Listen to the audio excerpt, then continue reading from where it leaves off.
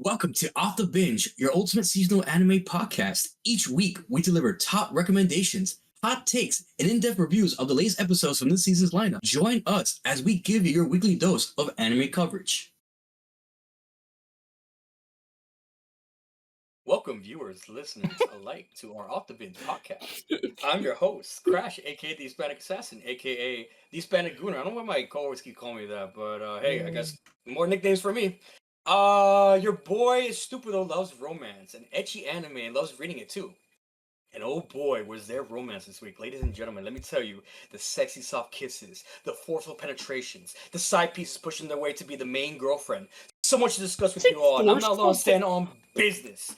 Joining me tonight are some of the most sweatiest, the most devoted men I will gladly trade away for a sniff of Riz Grem. Yes, I'm referring to my co-host. Trade away? Starting off with the young blood. The OG, who's been holding it down for now here on. How is he the young blood and the OG? Those are contradictory. For the GOAT, MemoryNK. Yo, what's going on, everyone?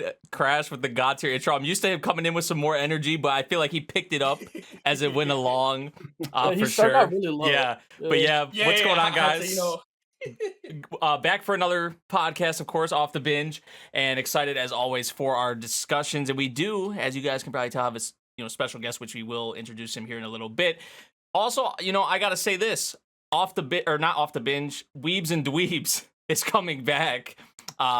We've been on a little bit of a hiatus, so I did want to give a shout out to that. We are going to be hitting that a lot harder. We have an update video coming out soon, so be on the lookout for that. But yeah, I'm doing good, and I'm ready to see how our panel here is feeling about this week's anime and some other things that we're going to talk about for our binges and things of that nature. So yeah, Grem, what's going on? Nothing much. I mean, look, I do my intro every single time. I'm just a guy. I watch light novels and I read anime. Y'all know how it is. I read a lot of source material. So if you ever got anything to suggest, let me know. But I'm not important here. Memory mentioned the weebs and dweebs, and well, we've always had the dweeb with it. No, we've always had the weeb. Who's the weeb? Who's the dweeb? You're the weeb, right? So let me. We've always had Newly. We've always had Newly. We've Newly or Mooly, depending on what I want to call you during the day. We've always had Newly here. Well, we've talked about Mooly a lot, and well, here you go. This is Mooly. Is our guy Mairuzu Kage, the anime professor, the chattest of weebs, Professor. The biggest. What's up, guys? What's up, Mairuzu? What's up, man? What's up, Mairuzu? What's up, Mooly? How y'all doing today? What's going on? Thank you guys for having me today on this podcast. For those of you who don't know, I'm Mairuzu. Like they said, go by Mairuzu Kage on my YouTube channel. So some of you might know me, some of you might not. But anyway, I'm here to talk about some anime, possibly manga and other things on the podcast today. I'm excited, so let's dive in. Hell yeah.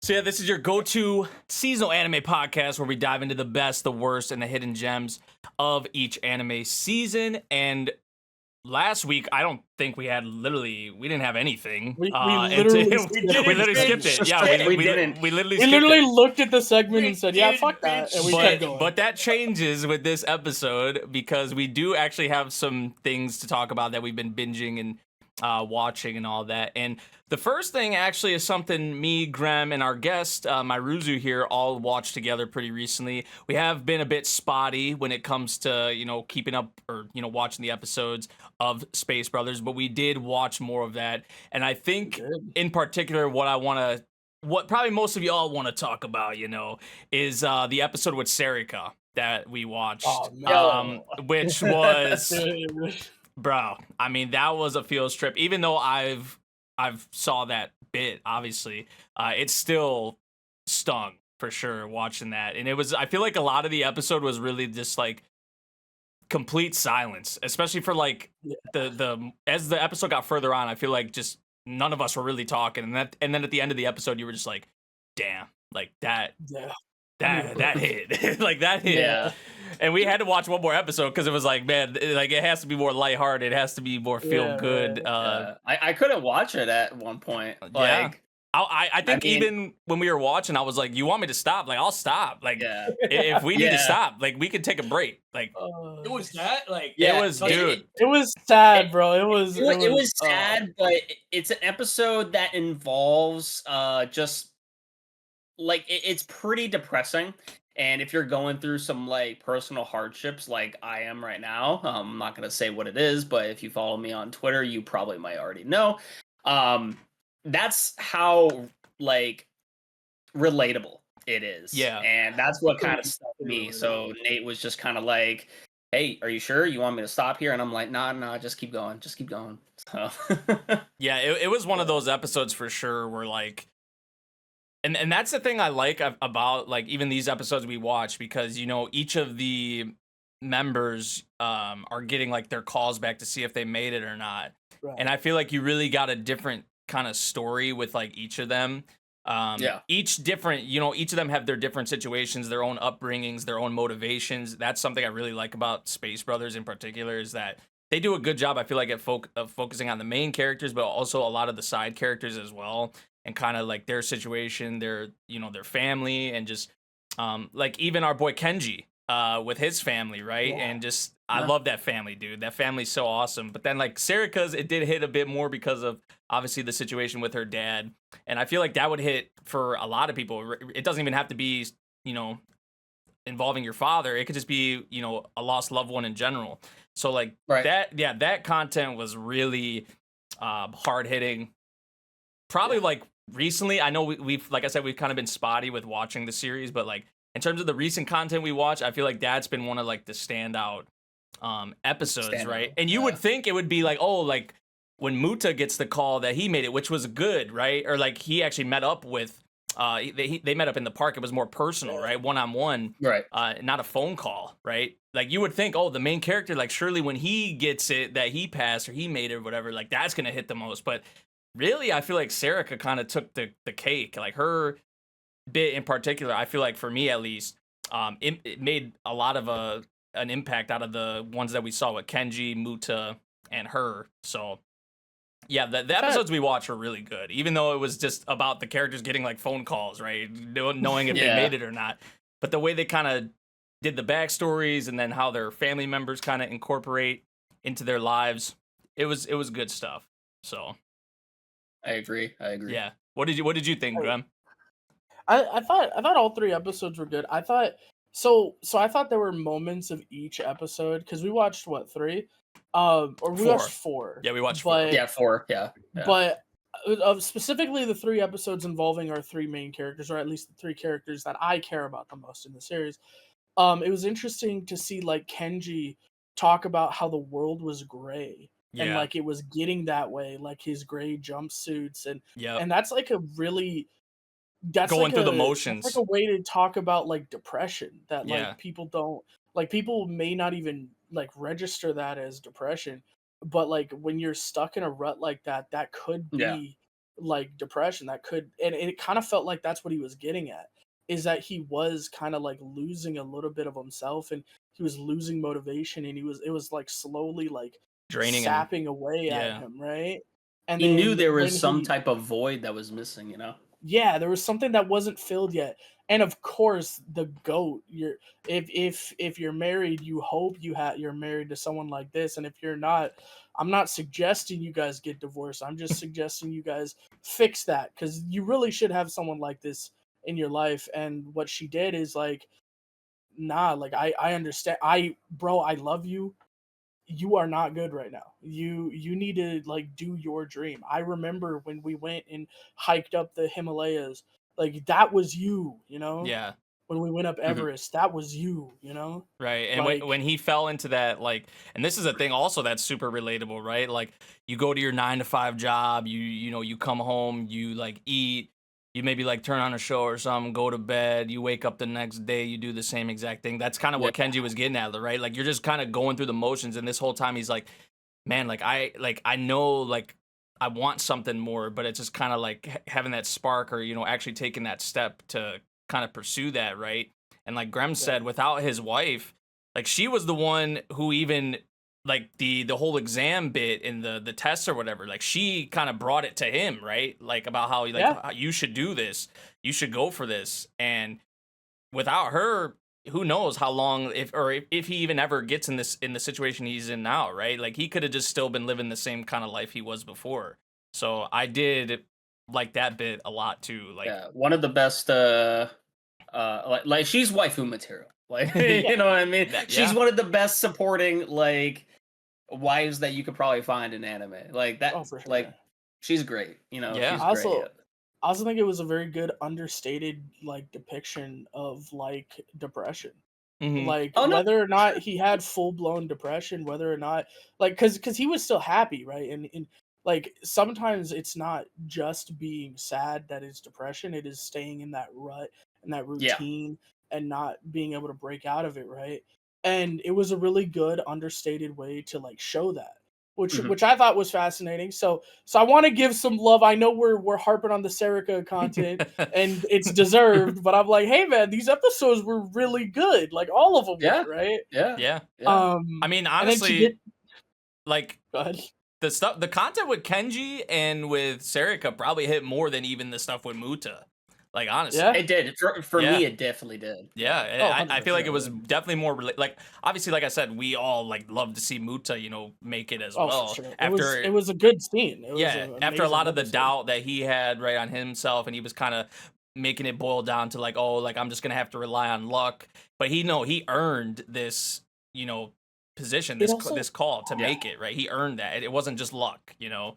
As much as he like kind of jokes about it and whatnot, or he might actually kind of believe part of that. I think his self esteem is low enough that he believes yeah, that. yeah, Um honestly, but it almost I don't know about you guys, it almost felt like Muta was like a side quest in his own episode because it felt like most of that episode was about the other guy getting his call and and why he coming to didn't make terms, it. yeah, and Yeah. why he didn't make it, like Yeah, him going back and thinking like I've always been the guy and this is the first time someone's ever challenged me. hmm And like that's fine, like as long as you're a good leader who is like willing to lean on people, but he couldn't do that, and that's why they said unfortunately like you're a great leader and you would be great in all these positions, but you don't know how to share the load, and that's the problem. yeah, And so like it almost felt like Muta in his own episode, like where we get the happy ending that we've been waiting for like the past 10 episodes. We've been talking about him getting this call. yeah, It felt like he was a like this on the sideline. It felt like he was an afterthought of the episode. I don't know. Like the scene was really good, and the way he's like, "Can you just come to the park cuz I don't want to like I don't want to do this over the phone." And then he calls back and he reminds Muta, so Muta knows who he is finally, and he goes, "Oh my god, you're the hair guy." And he's like, "Yeah." The And it's hair like, guy. yeah, the guy with all the hair. He's like, "Hey man, my hair's still good. It's just not that good." And they get this little touching reunion where they're like, "Yeah, I am that guy," and I'm very happy to be able to tell you that you made it too.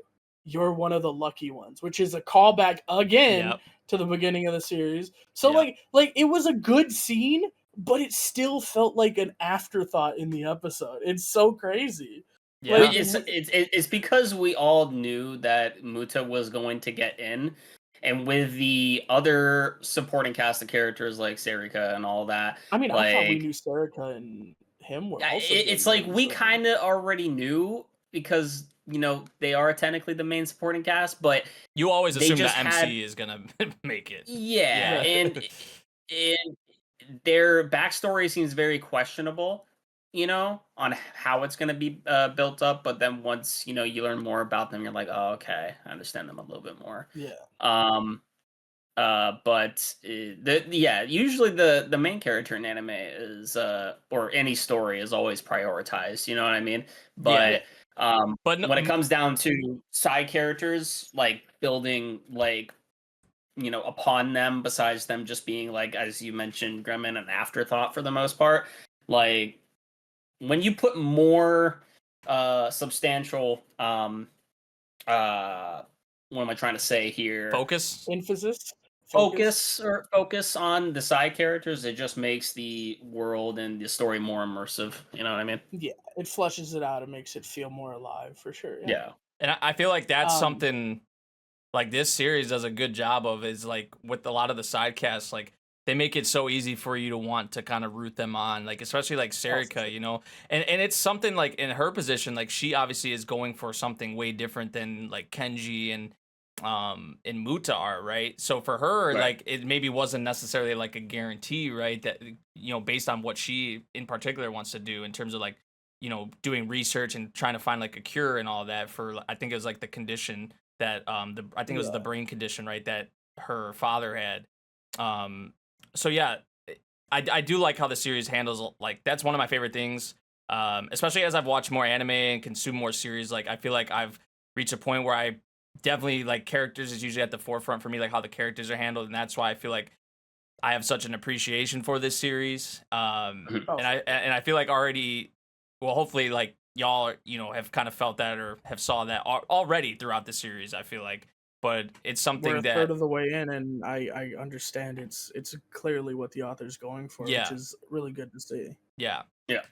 So yeah, the episodes we watched, really good content, and now it's gonna be I'm kind of, because the part, actually I probably shouldn't say too much, but we did see Hibito and the others obviously are on the moon now, and there was something that kind of like caught their attention that I think they're gonna go investigate or kind of The look shiny into. thing, Yeah, right? the The shiny thing. So yeah, that's where we're Mhm. going into, but also obviously we have Muta now being accepted in, so that's gonna be He's obviously undergoing his training. exciting. Moon Yeah, rocks. his training and the obstacles and, you know, what may pop up from that. So Yeah. anything else you guys want to add for Space Brothers? Because I know there's I know me and Grem have another thing that we watched together. Yeah. Any last thoughts on Yeah. Space Brothers? I'm just enjoying it. Definitely want to see more. Especially building on the cast of characters. And I want to see how Muta progresses as well. But you know, we'll Get his just have to self-esteem up. wait Yeah. and see. Yeah, Build exactly. that That's confidence. another. Build the Yeah, confidence. that's even another topic. You know what I mean? But honestly. we'll probably talk that for another Because Muta, video like, podcast or whatnot. yeah, because Muta's like ridiculously intelligent and super hardworking, but he has no self-esteem. It's actually like sad. Like, And I he think a should lot of have that self-esteem. a lot of that is based on like obviously his past experiences, but also seeing his brother, you know, achieve so Yeah. much He already. has a bit of an And watching inferiority him, complex, yeah, right? and watching him, so he's like, man, I'm the older brother, like I'm supposed to be ahead, you know, and especially thinking back to their childhood, how it was like that He a was lot. always ahead. Yeah, so Yeah. yeah, it's an interesting dynamic for sure. But yeah, another thing that me and Grem watched together, I should say, I guess finally finished. Finally finished was, and And I'm caught sure up. Crash could chime in on this as well, and we'll probably talk about some of the new season as well. So just FYI for y'all. But yeah, me and Grem did finish Panty and Stocking season 1. It was the last 4 episodes, I believe, was what we left off with. So yeah, what did you? I mean, the main thing I feel like I wanted to talk about was the cliffhanger that we got left off with at the end of season 1. Let me just say for you guys, for these young children who do not have to go through what I had to go through when I first saw it debut, right? I had to endure years of waiting to figure out when season 2 released 10? what the fuck was that cliffhanger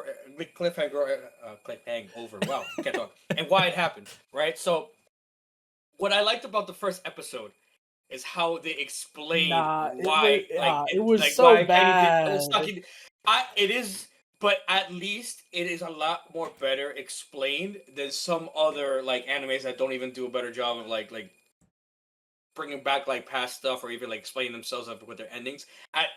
Say what you will, but for me personally, who has waited a long time for this anime to come back, I'm fine with that. I could like could have been more deeply explained or like more deeply thought about for sure, but I'm content honestly because now I've been just watching the last 4 episodes of the season, and it's been nothing but peak. Like I don't know how I want to give it a lower score, but somehow this show just like it just finds a way to like surprise me, and I'm like, damn, I can't even go that low with score. Like you guys make me smile. You guys make me laugh. You guys are just like doing what you guys originally did in season 1, and that's what I love to see. You guys are maintaining the originality of what penny stocking is, and I just love to see it. Yeah, So, there's not for you guys to watch it. there's not very many series like this one for sure. Like especially just how unhinged it is and a lot of like the dialogue.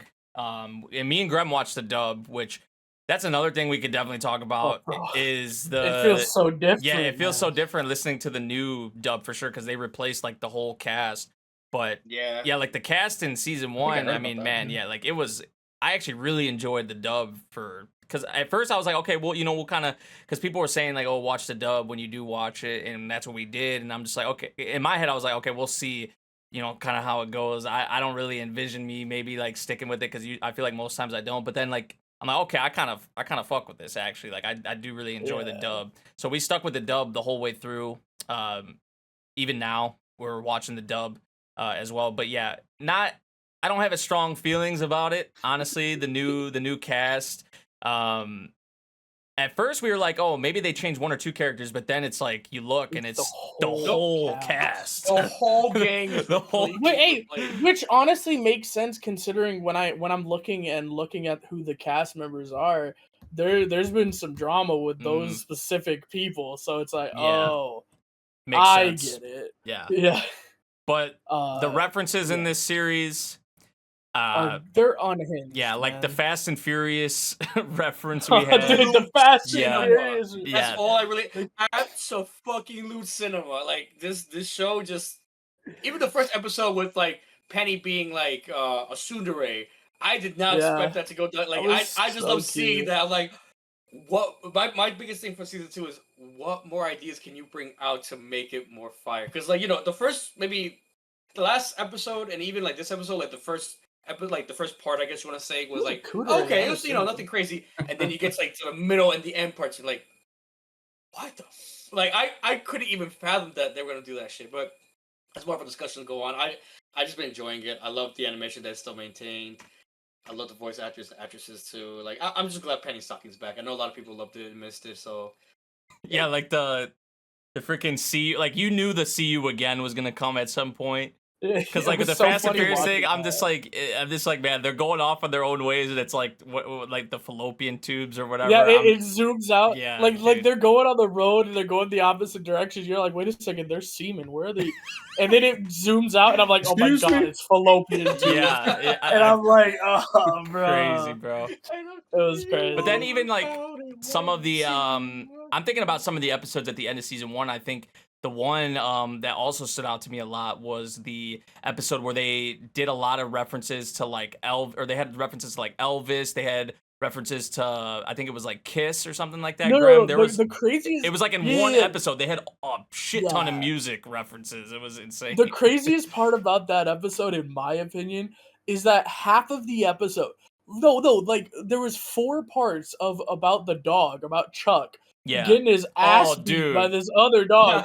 It was 4 parts of this whole thing. It was 3. And then it was Back to the Future Part 2, and then the Back to the Future Part 3, and it was the whole 3 times. And then next thing you know, apparently outside of Chuck, there's actually somebody controlling Chuck. And then somebody comes out of the other dog and they start boning. And Chuck is watching, forced to watch it. And Chuck is watching, yeah. What show are you watching? Panty and Stocking, bro. I don't know, man. Peak, my boys, absolutely. And then after this whole scene, which has had no dialogue at all, I want you to know there's no dialogue in this whole episode. It zooms out, pans out, and then a hard cut to an MTV music video. Yeah. That's crazy. Where they start throwing in Kiss reference, Marilyn Manson reference, Nirvana, freaking Beatles, freaking Jimi Hendrix. They had him doing his performance at Burning Man. There was so many references that we had to look it up and get a spreadsheet. Yeah, we knew there was some, but there was so much more. There was so much more. It was actually nuts. Yeah, because I pointed out, I was like Kiss, and he said Elvis, and I was like, that Nirvana one, I know that. Yeah. And like we were like, oh shit. And then we ended up looking up the spreadsheet. There's like fucking 45 references in that 5-minute segment.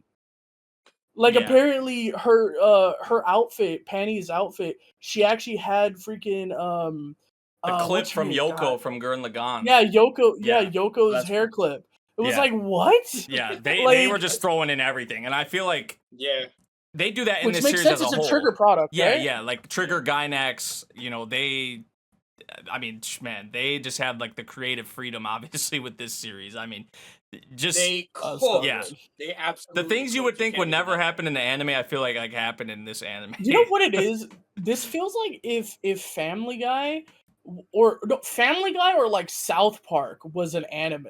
That's what Panty and Stocking is. Honestly, I mean, it's wild, but I enjoyed the hell out of it so far. I'm happy we're caught up for the new season. Yes, sir. Yeah, I will definitely say- an easy watch for sure. Like if people have not watched Panty and Stocking yet, I would say you should probably be of age for sure. For a lot of this stuff. 17 and older, because yeah, like, you know, if you've seen first season with Panty and Brief, like that was Yeah, bro, that was great. I'm actually so mad Brief was that out Brief here. has been sidelined. What happened, bro? The last couple episodes of Brief and that love story was so great, and then now Brief is completely fucking sidelined in season 2. Yeah, I am so mad. I'm actually which they so did a mad. lot to him. They did a lot to him in season 1, but then he was finally out here at the end of season 1. Yeah, then he was out like, here, bro. Yo, Yeah. like man, it was so good, and they just completely ignore him. Like, come on, Panty. Like you fell in love with that man, bro. I think we're gonna get our boy back. I think let it cook. I think hopefully. we're gonna see. Yeah. But yeah, we'll be talking about the new season, I'm sure. Like we'll have it probably as one of the main bits, or it'll be probably in the segment, whether it's an honorable mention or one of the main topics. But we enjoyed the hell out of the end, or just really all of season 1, and now we're caught up, obviously, or me and Grem are caught up on the new season. So I don't know if there's anything else you guys wanted to add when it comes to Panty and Stocking. Oh yeah, the new episode was a full giant reference to the Fantastic Four, considering Fantastic Four released. Yeah, that's actually a that show. was the probably best thing, but we'll talk more about that. Yeah, that was the one thing I will say about that, and I had the vibe of it when I was watching, like the way like the characters were designed and like visually how it was. I was like, this reminds me a lot of like Cyberpunk Edge Runners episode 6, and then I looked into it, I'm like, okay, it's the same director, the same person that handled like that episode, and that was like probably one of the standout episodes of Cyberpunk Edge Runners. So like stylistically, like it was, but yeah, a lot of it was just over my head for sure, because I'm just like, man, I'm too young. I think Grem said it too. Like, you're way too young to get a lot of it these. was so funny. Don't know, chat. If like me, if you've seen it, I knew the thing. I mean, but yeah, he saw the thing. He was like, oh, I knew the thing. I have never felt in an anime in a very long time so nostalgic as much as this episode. Even the ending to it, I was just like, can I watch more? Like, I didn't want it to end, and that's a very good thing in an anime. So shout out to Panty Stocking. Season 2 had been fucking cooking a goddamn gourmet meal. So best believe it's really high up there for me right now for the season.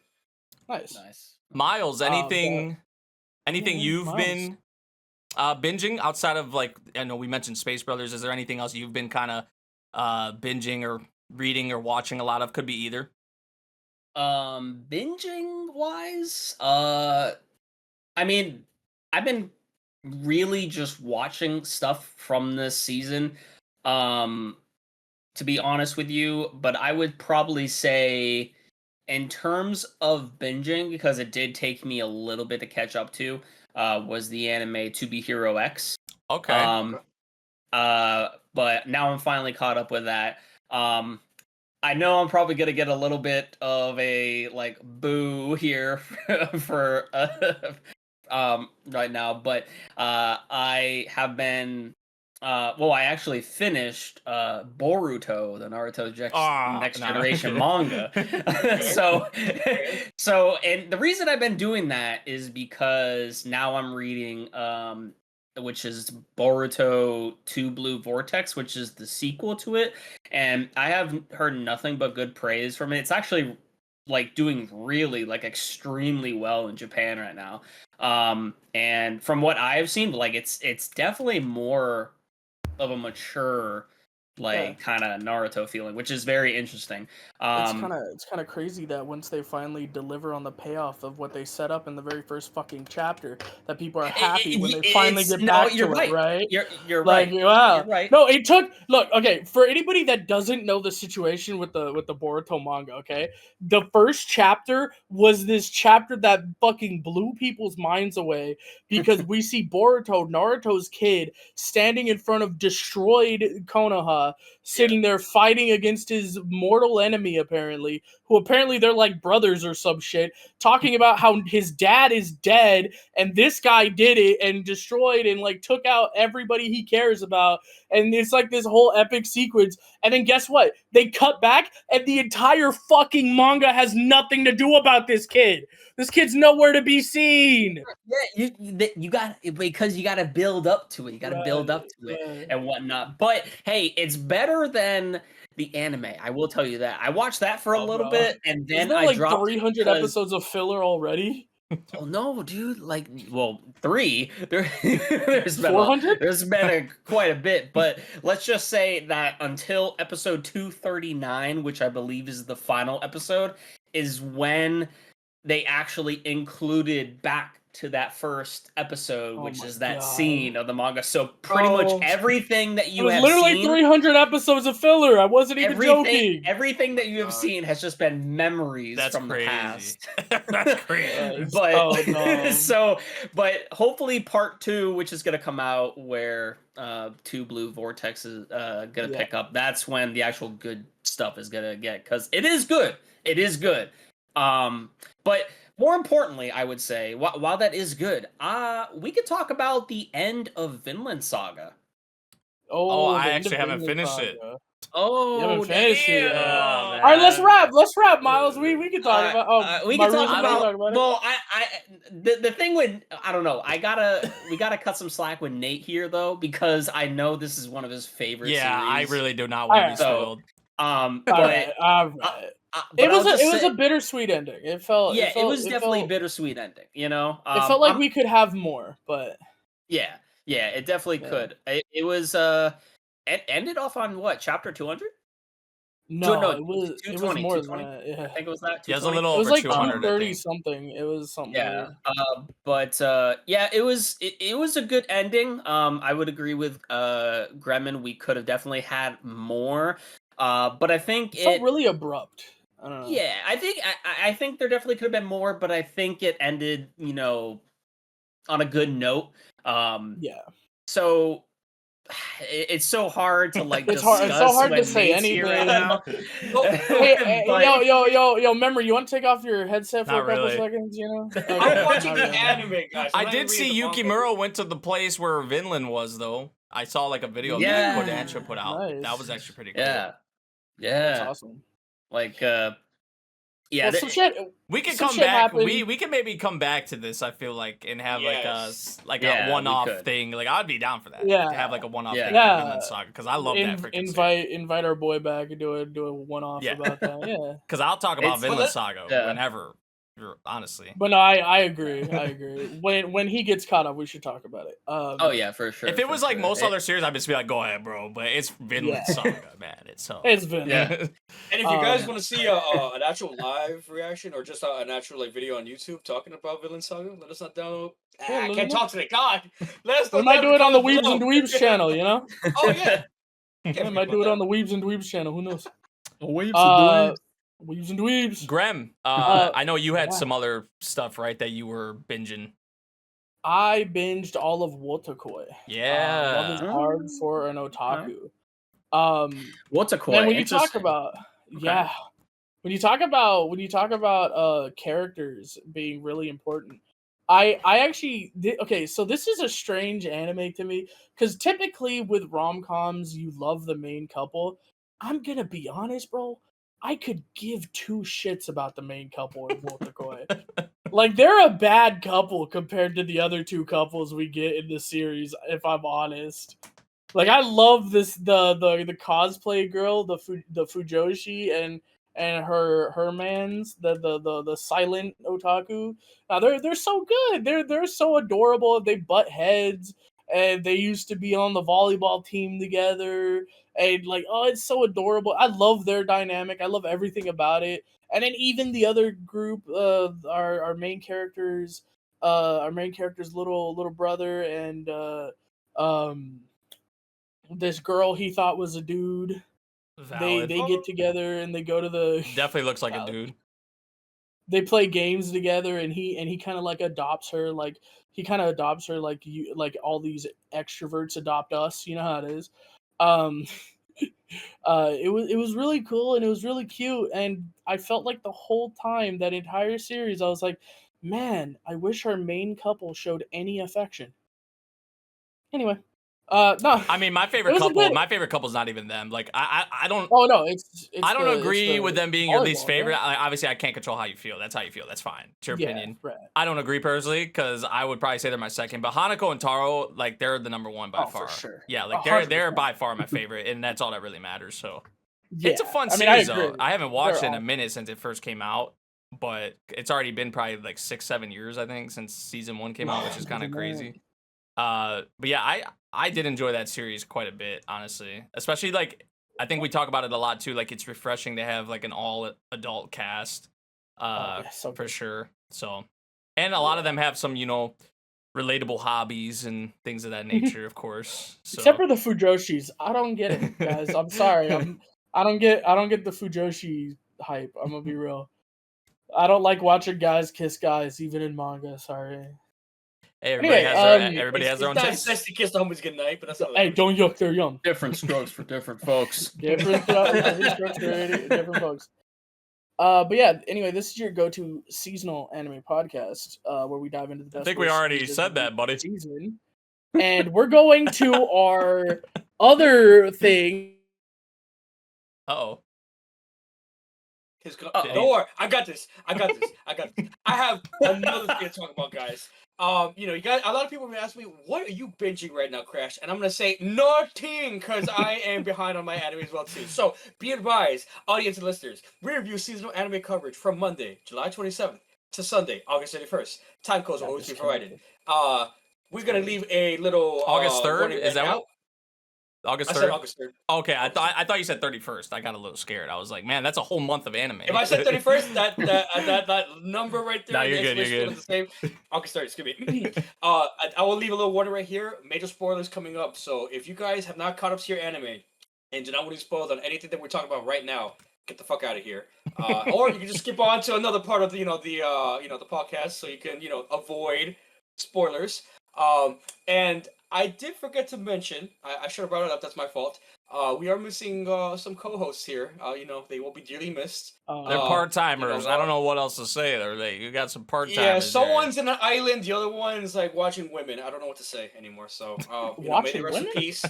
That's what he wrote on the thing. So I don't know if it's still like current or he just never changed it since before. But Vash says, however, Vash couldn't make it because of women wrestling. So if you want to hear, go check out Weaves of the Ring content. By the way, go check out Weaves of the Ring. I don't know if that's current. They're doing their SummerSlam coverage, which we did watch some of. As of us recording, it was yesterday, Saturday. Yeah. So we did watch some of that, which I was mostly locked in for the Jelly Roll, Logan Paul, Randy Orton, Drew McIntyre stuff. Outside of that, I didn't really pay much attention. I'm gonna be honest, but yeah. We miss you, that's Bash. for them. We miss you, Neko. You guys will be back soon. We hope. And if not, don't worry. The boys are Probably holding it down not. here. Honestly, We'll hold it down, or whoever will hold it down. We got this. Don't worry. You're in good hands. But yeah, we can go on to our anime spotlights. Yep. Our deep dives and mini reviews. So the first topic is going to be drama, thriller, and psychological animes of the summer 2025 season. Honorable mentions. Anything quick we want to talk about before we go to the nitty gritty? And surely we could talk about. I feel like the biggest thing. This is episode 18. We'll talk about it real quickly. Really, it was about. I feel like mostly Anne. She got some with her parents. Learned some about them and saw. Was reading some. I think it was like a diary or something along those lines of like from her mother and all that. Letters, right? Yeah. So that like. Her being able to have the opportunity was really nice for sure. That was probably the standout thing I would say of the episode. There was also the one guy who was asking to like marry her and whatnot, who I'm like, okay, this guy's a dick. I think his name was like Charlie or something. I don't even remember what the dude's name was, but he was like begging her to marry him, and she's turning him down, and dude just gets so pissed. He's like, he starts dissing her and calling her an orphan and whatnot, which I feel like kind of like tied in, like, or got in her head, I guess a bit, for sure. And it kind of tied in even to like the stuff at the, you know, what we kind of went to towards the tail end of the episode with her going back to like her home, where it's been years and years and years since they had saw her. Like, I guess the people who are in charge of like the residents now or whatever. So yeah, it was nice for Anne to be able to have that opportunity though, right? To see some more with her parents, read the letters from her mother and all that. So I did like the tail end of the episode, but overall, it was solid. Nothing too crazy to really write home about, but I did enjoy this episode. I don't know how you felt about it though, Grem. Oh no, it was a great episode. It, you know what? It felt like another episode of dodging our feelings about Best Boy. That too, yeah. Yeah. They just keep No, it was blue balling us with that. They just honestly. Mm-hmm. Like No, it's everyone pretty knows what it great. is. We like the audience knows what it is. The characters in their own series know what it is. It just hasn't happened yet, bro. So it's only a matter of time. Yeah, it's only a matter of time. I don't got much to say about it. I mean, like I said, I mean, you said everything, right? It was really cool seeing the parents and their letters back and forth between each other were pretty sweet, and her being able to have some connection to her parents is great. Seeing the house, which apparently she imagined completely right. Probably she was told about it, but still, it was a good episode. You know, I don't got much to say. Oh, and they are gonna have a new house, right? That was another thing as Oh, well. true. They got That's a shout. what's the house? Patty's The name of Place it? or something. Patty's Place. Yeah. Yeah. Yeah. Basically, Anne I had to being just tell them Anne they got like the these name, and she's two like, "All right, we'll give you basically. half off the price of the house." I'm just like, man, I wish it was that easy. Like that was crazy. Like she at first she was like, "Oh, here's our amount," and then she like just said no. Like she was like, "Okay, how much can you pay?" And they're like, "Okay, well, we could pay half of that." And she says, "All right." After they had buttered her up and told her like, "Yeah, I like the name of the place," and she like latched onto that. The old lady did, because she was like, "Everybody has shit on the name of this place, and you're the first person that didn't. So we'll give you half off rent or half off the price of the home." I'm just like, damn, like it works They like said that. we don't need the money. It's like we don't need the money. So honestly, we like your. We just like need the your style, validation that we cooked with this name of this Honestly. house and with the name of the street or whatever. It's Yeah. It was a nice episode though.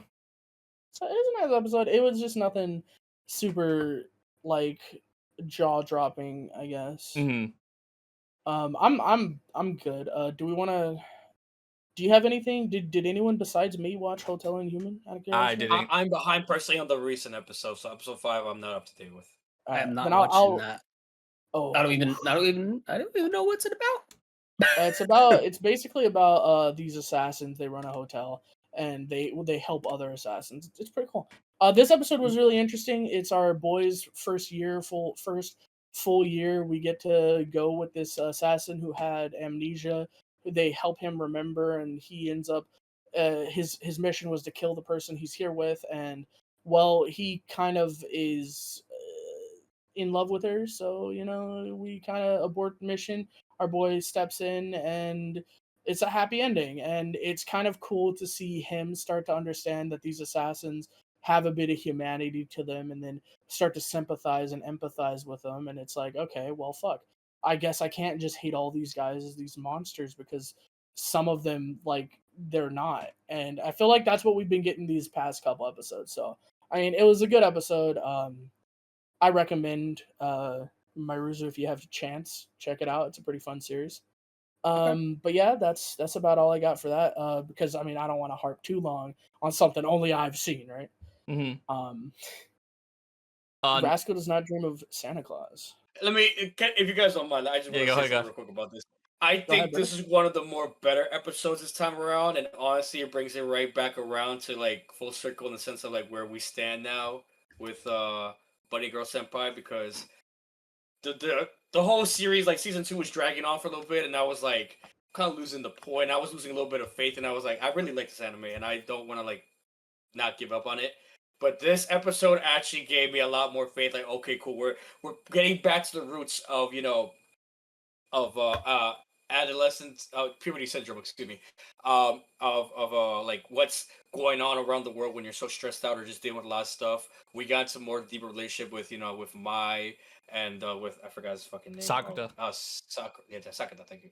Yeah, And Sakuta. and more than anything, I just like seeing the characters and just them like actually like genuinely just enjoying college and just like going through it. Their little like I guess like the little moments of like kind of like fucking around and finding out kind of. But that's just me personally. I'm kind of glad we're getting back on track. We're getting a little ahead. I don't think like we've been saying before, it's not gonna get anything crazy or bigger. But I will say I was not fucking bored. I'm so happy we're back in it, boys. And yeah, my like Sakos.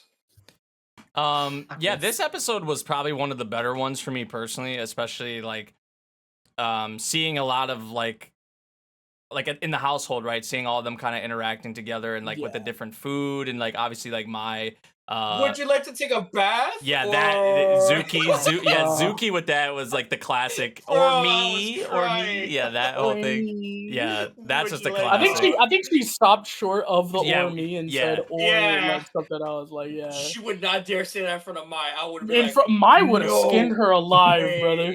Yeah. But no, like way those she did it with that. interactions in the household were like awesome. Some cute Right. moments with Sakuta and Mai, of course, like when they were kind of face to face at the table.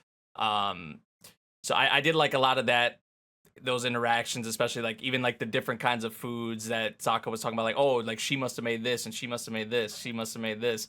Yeah, But you know what? Sakuta knows their personalities based on how they cut the vegetables. It's kind of crazy. Yeah, and outside of that, I mean, there was like I feel like the biggest thing we were getting was kind of more glimpses of like Sakuta's past and kind of like the whole thing with Kaede and how he was calling out puberty syndrome and every like which we have saw before, right? Everybody was saying he was like weird and just like what are you talking about? Like looking at him like he's crazy, like you know. But it was more so the focus that they were putting on the Akagi girl, I believe her name is. Kind of her role, I guess, in a lot of those past scenes that we have saw before, and we did see at the very end of this episode with her and the puberty syndrome, which I guess stems from like her not being able to save, like 'cause she has like I guess like some kind of a hero complex or something. I don't like Yeah. she wants to be able to like save everyone, help everyone, And you can't. but she just like that's impossible, right? It's impossible. So like when she can't, like we saw at the end of this episode, right? She takes like physical harm. It seems like so. I'm like, it feels pretty Just like similar. with Kaede. Yeah. I was gonna Just say, like it, with her sister. yeah, it feels pretty similar to kind of what we saw with Kaede in a way. So I'm kind of curious, like what sort of twist, because I'm assuming it won't be exactly the same, but like there's probably gonna be some kind of twist or something else with her. So I'm kind of curious on how that's gonna all pan out. Also, another thing I have to mention, they're teasing at you know, the girl that he bumped heads with in the Yes, yeah I was gonna say, Sarah? that's gonna be a plot point in the future. It's the same thing that happened with the girl who works with Kaede. I forget her name. Or is it Tomo? No, it's not Tomo. Crap, what's her name? Oh, you're talking about the Tomo girl. or Koga. Oh. Koga. Yeah. Like they did that was the same thing that happened with them, is that like they had bumped heads, and so I feel like I think about the previous episode too, where they're kind of like, oh, you may not fall in love with one of your students, but they might fall in love with you or Yeah. whatever, and that's like I'm like, okay, bro, like what is gonna happen with that? Because they're, you know, I feel like they definitely just teased at that. With it wasn't a big thing in the episode, but it was definitely something that stood out to me. But right now, I feel like the main focus is like Akagi and whatnot. Also, maybe they're hinting at our girl being with I guess it was Kunimi's friend, Futaba. Maybe they're gonna be a thing. Is that what they're hinting at with that too? Because dude was not locked in studying at all. He could not even pay attention to studying. He was like locked on her. So I will admit right now in front of you guys that I was wrong. You guys are 100% Yeah, right. you were. Psyche is going out with the firefighter. I was so tired. I was like, fuck, you guys really couldn't make it work. And, you know, it is what it is. But it was still, hey, man, I had copium. I had to, you know, be the underdog and maybe Copium. break. But hey, it's all good. You know, we'll take W's we can get. We didn't take a W today, but we'll take a W maybe next week. Yeah, I can't wait to see that Sarah little incident get more progressive with that, because we'd like to see student teacher relationships go down, which is crazy that she rejected the other teacher and made it like a whole big thing like an episode or two ago, and now she wants to focus on this other guy. I wonder what he got the other teacher don't, but guess we'll find out soon enough. Yeah, I mean, there was a good bit that kind of stood out to me in this episode for a lot of different reasons. So honestly, like I said, it was probably one of the better episodes so far of this season. It felt more like Bunny Girl Senpai Yeah. than any of these episodes. Yes, sir. Yeah, I agree. Because I'm sorry, the Zuki shit, I didn't. I mean, I care. haven't really been the biggest fan of those like that group just in general, honestly. Like the whole They feel like I like my sister, but like the Yeah. rest of the group, I don't know them. yeah. And I guess we had the movie to get to know Zuki, but I mean, even then, it's like I don't know. Also, Kamisato is another one they're kind of it seems like trying to give more focus to. I really just wanted to point out the reaction she had when Sakuta came to the stall. That was freaking hilarious, because at first it was like she was ready for a customer, so she had like the smile on and she was like ready to greet them, and then when she saw it was Sakuta, her face just completely did a 180. It was so hilarious. Like she just quickly she had the biggest frown on her face when Sakuta showed up to the stall. So that was a funny bit from the episode. But yeah, we can move on to our main topic now for the drama, thriller, psychological bit right now, which I'm sure me and Crash will more so talk about. And it's Call of the Night, Season 2, Episode 5. So, Crash, what did you think of this episode? First off, wow. That's not good when you start off something like that. Oh no, it was good. Yeah, it was good. right. I just don't. Let me cook. Just so we now know the real lore behind everything. It was not what I expected, right? To put it very simply, I don't want to be disrespectful and just call her a cuck, because that's not really what she is in this aspect, but when you fall in love with a vampire, she gives you powers, and you start to fall in love, and want to be just only for her. But she's like, nah, I don't swing that way. I'm gonna go get knocked up by a human. Has a child with said human. Something happens to her. She leaves a note to you only saying, hey, look, I know I can't be here right now for whatever reason, but I need you to take care of my daughter. Can you bless me? I appreciate you. And then you take care of the daughter by yourself. That's some G shit. Like, I was like, not many people would what? do that. No, they fucking wouldn't. Again, to each their own, and I'm not gonna judge. Circumstances may be, but she's still a G nonetheless, because she still had feelings for her mom, and she was like, she even at the middle of the whole episode, she was like, when she came back the second time to the hospital, she was like, you gotta put on the whole nurse outfit and the gimmick, whatever, and she's like looking at her, she's like, I like what I see. I was like, getting some creepy vibes here, but I can see like you sometimes it's hard to get rid of your ex after a long time, and technically that's not even an ex, because they weren't even going out. That was just like a it was like one-sided. It was like one. It was one-sided. It really was. But it's nice to now know like she's a full-fledged vampire, which is why she didn't get her she didn't retain her memories. She literally was born like that, hence why she was acting like a child throughout, like her looking like an adult. And it's gonna be harder for her to kill, so that's good. But the detective is now on the case. Oh yeah, tracking her down. Dude, I feel like they could have left us off with like a way worse cliffhanger. Some fire. Yeah, they. I was like, oh, dude. Because if something would have happened to Cabra, maybe, or something, potentially at the end of the episode, like that would have. But she on their ass for sure.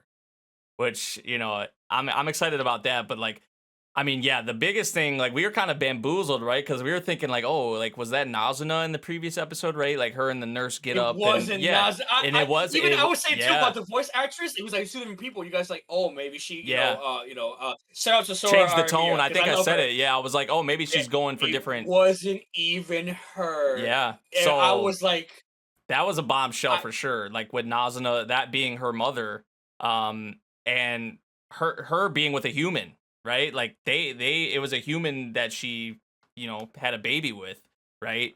Um, that man had to have the most amount of riz to fucking bang a vampire. Like, my boy, I need to know what the fuck you. I need to replicate you, my boy. Like, your vibes, everything. Like, how you can find shit like that in your hands to get somebody like Nazuna? Like, I need to know. DM me later. But yeah, yes. So that bit was like to have that content was awesome. But then also I think about, okay, Nazuna and our boy, maybe in the future, like who knows, right? Like that's a possibility. That's something that has already happened with Nazuna and her mother Haru.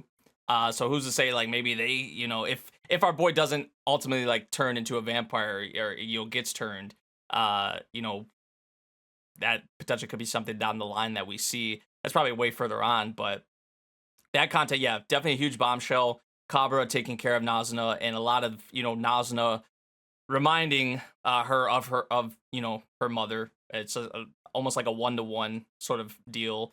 My biggest thing though I'm curious about is what happened to Nazuna's parents, right? Like yeah. what happened to Haru? What happened to her father? I mean, that's kind of like up in the air. I feel like we didn't really get much into that as well. So that's definitely something outside of obviously what we got in this episode that I'm really curious about. Of course, we still have the detective out here, but this was another episode of Call of the Night that was like absolutely fantastic. Banger. Yeah, Like, I said it last week. Like this has been yeah. so much better even than season 1. Like it's been on like one of the hottest starts you could have right for a second season. I feel like it was really good. 110%. The soundtrack for both the intro and outro, like Vash will always say the intro he loves. I've been loving the outro. Like it's been a phenomenal both ways. No matter how you cut it, the animation has been fire. The characters, whether they're the main or side, you love in either way possible. Like they keep some kind of like influence inside of you. They're like, damn, like I really hope for the best for them throughout this whole show. And like the plot twists. And even like I said before in the last episode, like with them trying to figure out like with Kasuga and how she was like trying to like hide stuff, and she's like, oh, maybe it's this and that, and then it transitions like halfway through the episode, like you hear like this dramatic music, and then she's like, yeah, no, it's not it. Like this, and not a lot of animes can really like make you like at the end. She's like, is she about to go down? They fucking bamboozled me. Like I like when animes do that for me personally, and Call of the Night has done a phenomenal job to make us feel that way. So definitely, if you're not watching this, I would recommend it. It's if you really want to like feel like if you're always somebody who likes hanging out in the middle of the night by yourself, but you don't know what to do, you don't know what to explore. Like Call of the Night kind of like wakes you up and kind of sees like what the outdoors like perspective of Japan is all about, with a twist of vampires and monsters. My only thing about this episode, I will say, is what Q was saying about the detective. Like, he had a good experience with vampires, and you honestly, that's a fair take. Sometimes you get good experiences, sometimes you get bad experiences with monsters. Vampires, being one of these examples. So, what would have been if it was the other way around? If the detective with Anko, if she had a good experience with a vampires, different and first experience, yeah, and he had a worse experience. What, like, how would that like change? What would be like probably would have hit and shit like that, right? Yeah, I mean, it's hard to say. It's really hard to say with the experiences that we see now. But well, I'm just saying, if he had a bad experience to begin with, like if Nazuna was like this creep who dragged him to a room and slept with him and didn't actually sleep and tried to suck his. Oh wait, that is what happened. Excuse me. And then they weren't even. We were talking about our boy anyway. We were talking about the detective.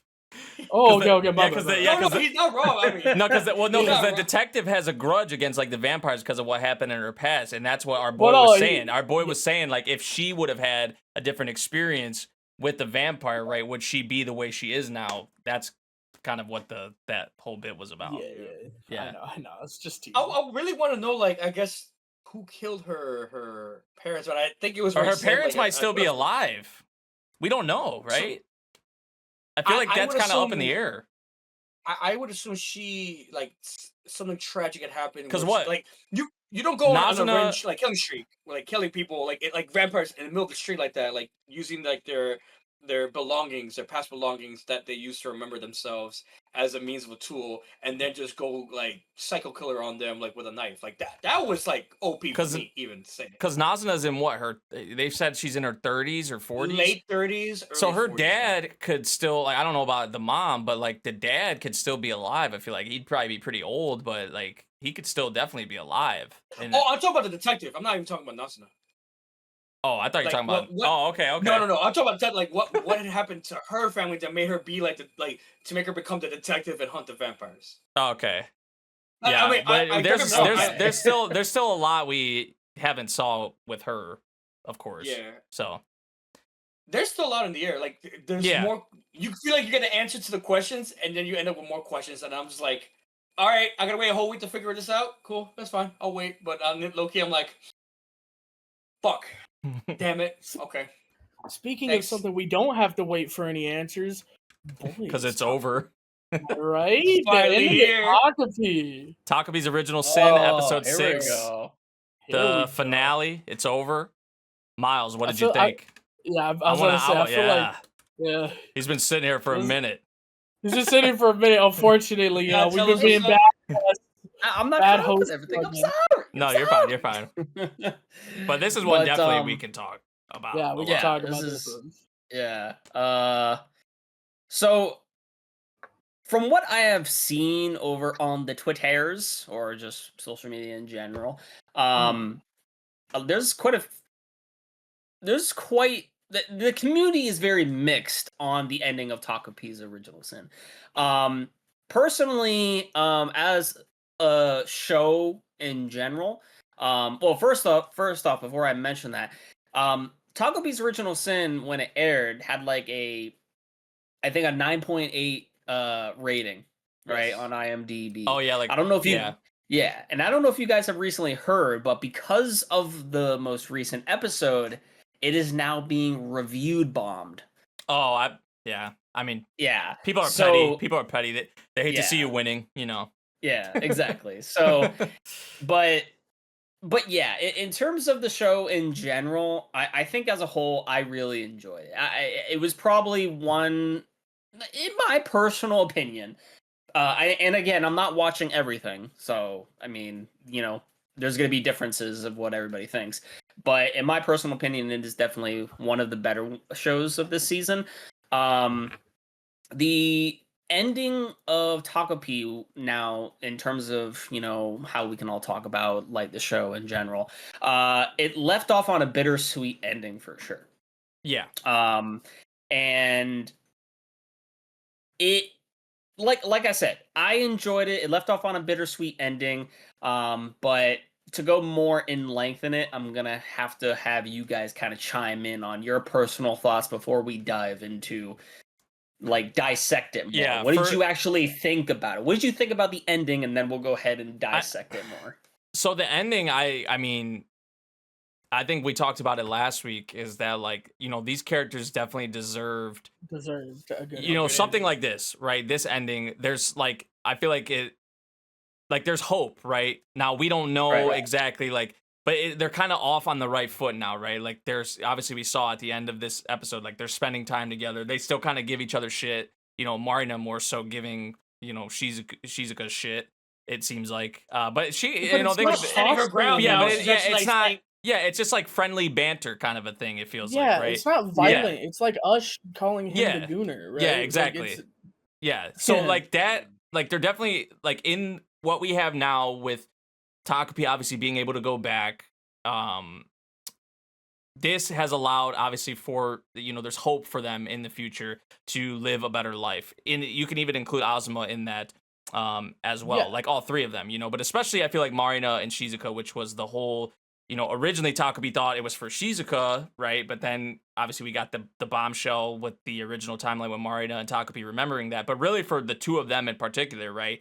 For them now to have like the parental situation and things of that nature might still not be the same. It might still be pretty bad, but these two now it seems Yeah, like at they least. have each other, right? Yeah, They have one another, and that you gotta.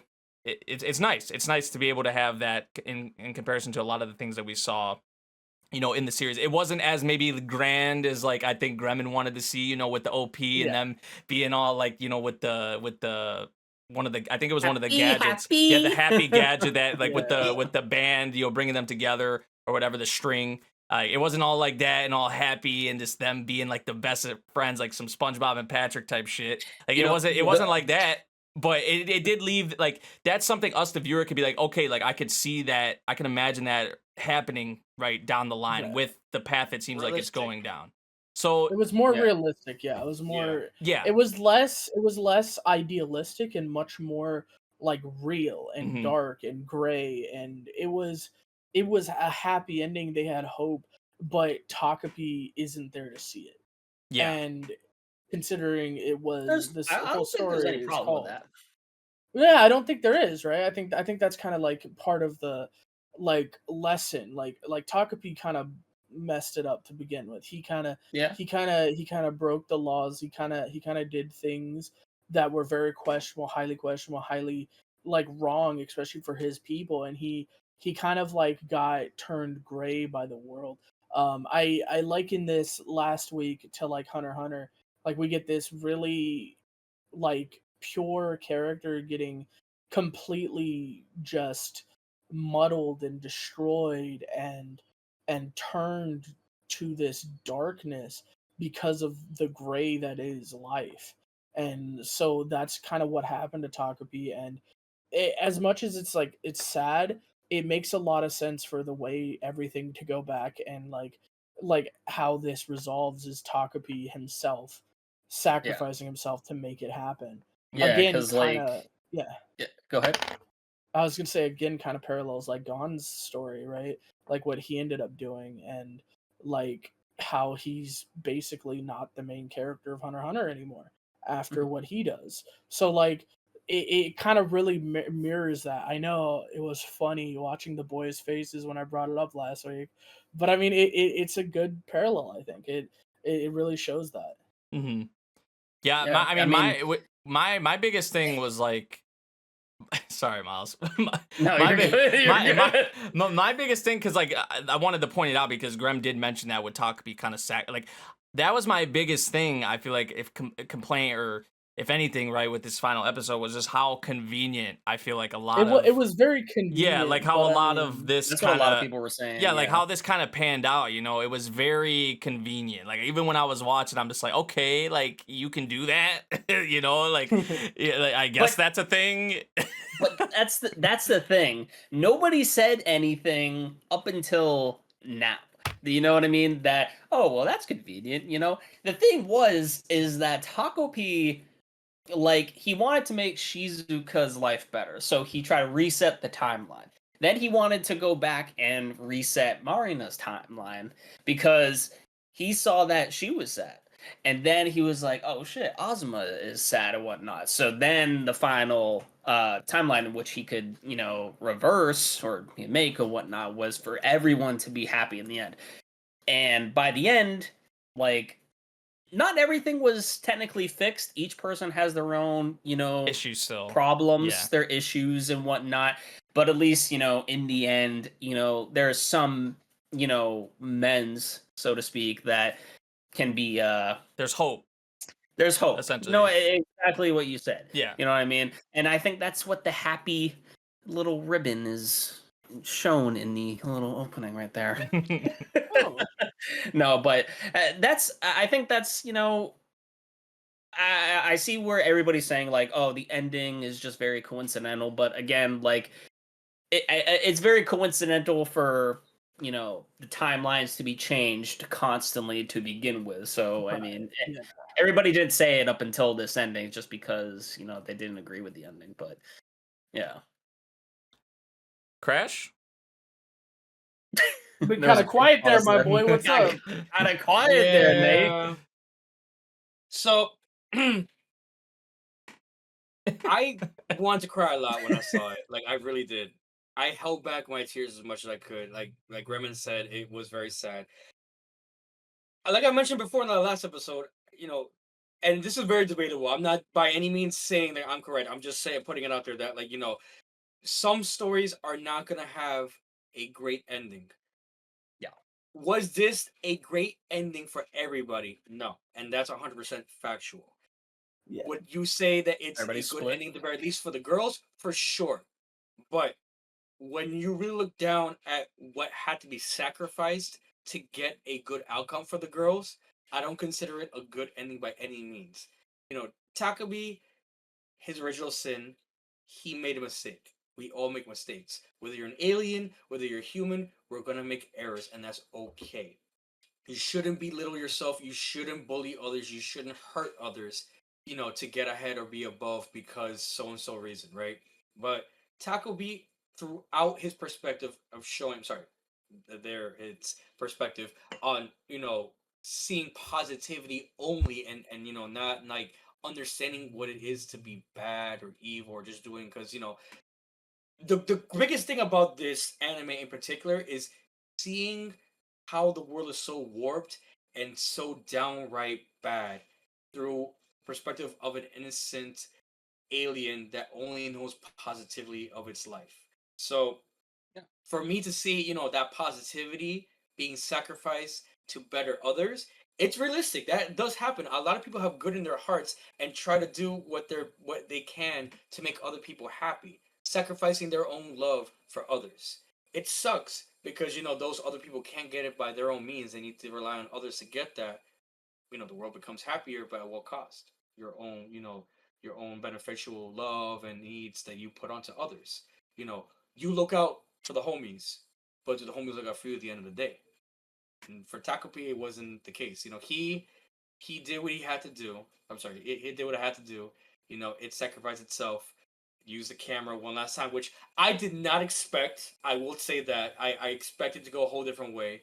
And to see him actually make up for his mistakes and see that Marina and Shizuka are now together and understanding that it's not each other's faults that they are in the position that they are in. It's their parents' faults, but they still banter and you know mess around with each other in a sense. But it's nice to see that their traumas are relatable enough to where, like, all right, we're at an impasse. I'm going through this and you're going through this, but it's not really each other's faults, like, because we have nothing to do with it. Like, you suffer just as much as I suffer. Let's suffer together in this fucked up world. So that way, we're not alone in this bitch. And that's honestly the best thing I can tell anybody.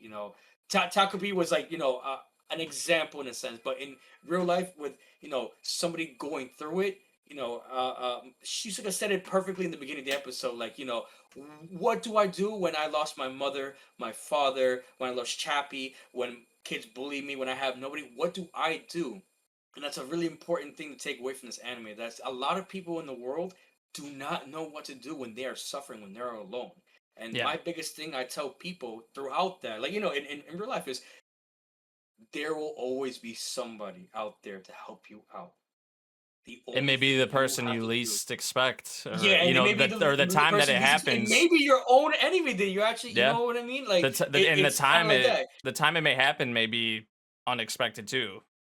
Yeah, You never know who may be there to willing, like, to lend an ear in your time of need. But the thing is, do not just close yourself up and just hold it into yourself, because you will go down this deep dark hole, and you will end up in a place where you don't want to be at all. And that's kind of like what you see, like, with the newspaper letterings. It's like, Shizuka really, like, went into a deep dark path. I don't know if she killed the her father and his children. I know she did something significant. I just don't understand what it was. But she was not all there, beating up Takopi, who she needed, in a sense, to, like, support her when she was alone without Chappie.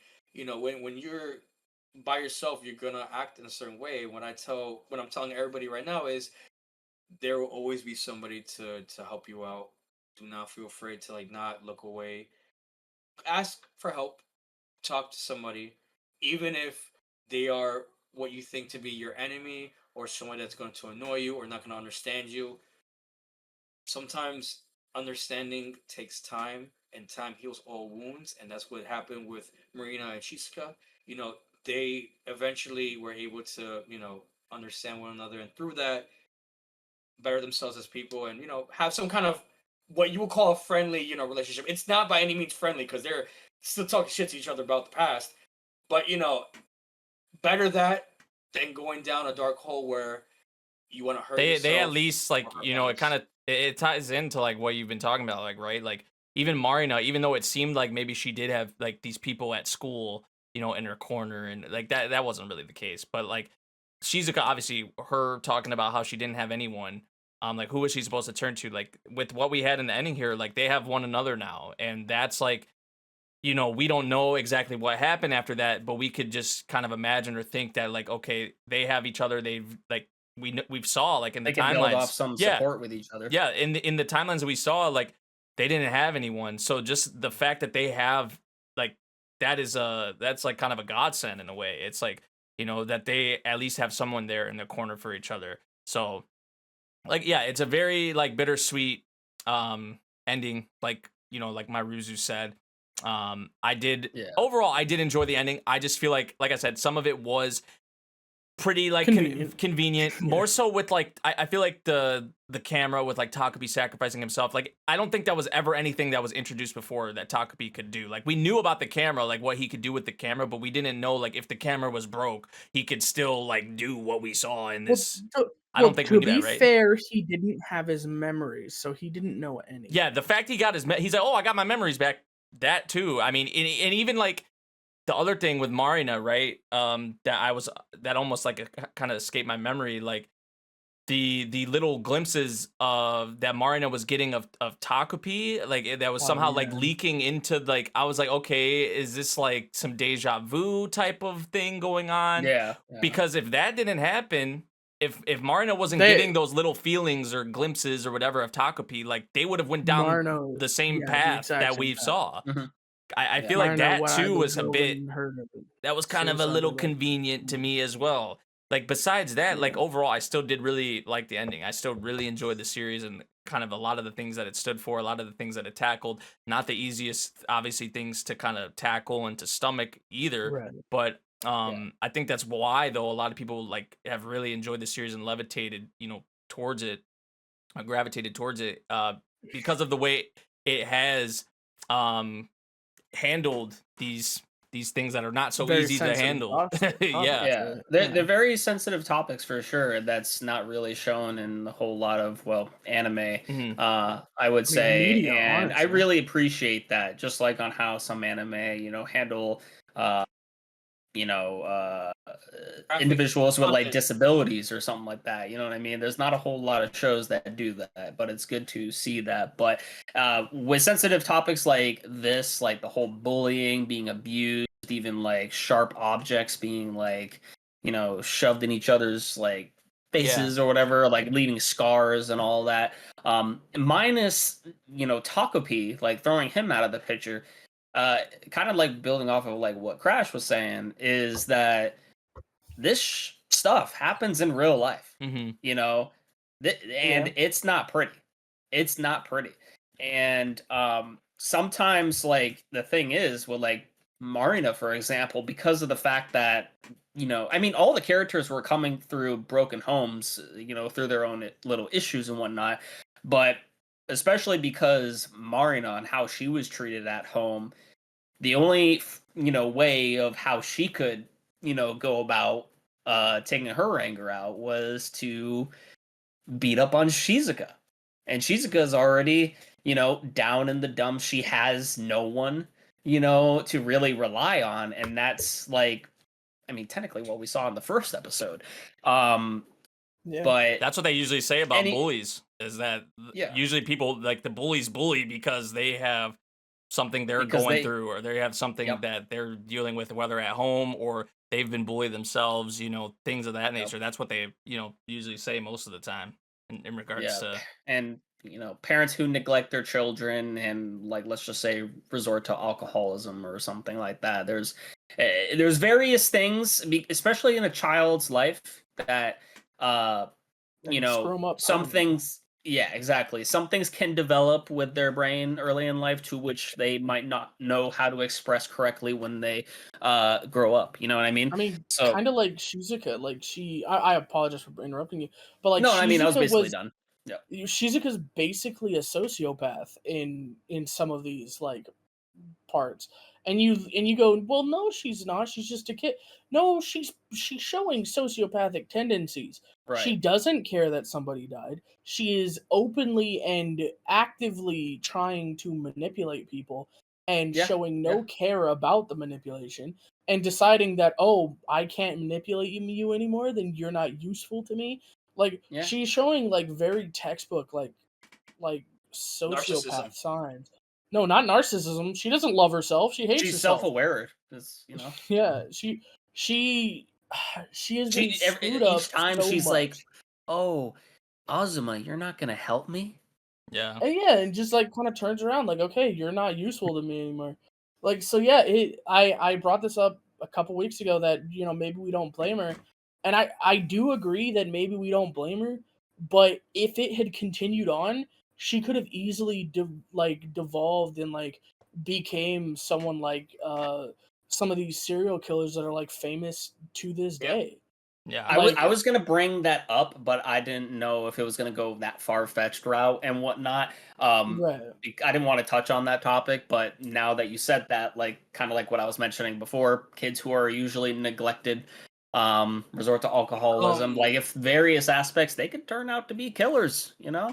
So Yeah. Scary. Like she got It's lucky. Like it was Takopi that was her light, right? It's yeah. like Chappie was her light back in the day. Now that she lost Chappie, she needed something else to like fill the void in her life that was just filled with darkness. And it took Takopi to be that light. In real life, it's gonna be hard to find that Takopi. But that's why I say like it's not that it's gonna come falling down from the earth into your arms and you're gonna be loved. Yeah. It's not that it's hard to find either. You're just gonna have to open up in a way where, unfortunately, it does require you talk to people, or to just like Put even yourself like out talking there. about it online. Yeah, Yeah. it And I brings a lot know of courage to put yourself out there. yeah, because like you got to understand the second you open yourself up, you're opening yourself up as much as you're opening yourself up to like be understood and for other people to like help you. You're also opening yourself up for attack. And that's why it's so it's hard to hard do. to be vulnerable. Yeah. Yeah, Yeah, when you're vulnerable, yeah. you're exactly that. You're vulnerable. Mm-hmm. So people know your tendency, your weaknesses. As much as it sounds cliche, like you are putting everything out there, and you kind of have to do that. You kind of have to take that leap of faith, and it's not an easy thing to do. No. Hell, I don't think I've fully grasped doing it myself. Like I don't think it's something you got to work at your entire life. And, Yeah. yeah, And I feel like for each person, like it's different, right? For like, right. and how, in terms of like how people handle that or how they go about it, right? Or how much time it takes. Like everyone's different. So Yeah. yeah, I think we all, though, like, although we do maybe have some mixed like opinions, I feel like overall all of us did like the ending and we did like the Oh, series for a sure. lot as a whole. Like, Yeah. I know I had some little gripes about the final episode or whatever, but like I said, overall I still enjoyed the ending, the outcome, the series as a whole. I don't know if you had any more thoughts, but I was just gonna say to wrap up, maybe we could give like our ratings for the series as a whole, because I'm like in the 8.5 to 9 out of 10 range. I think right now I have it at a 9 out of 10. So Miles, maybe Mairuzu, what would you say if you had to give a score right now? What would you probably?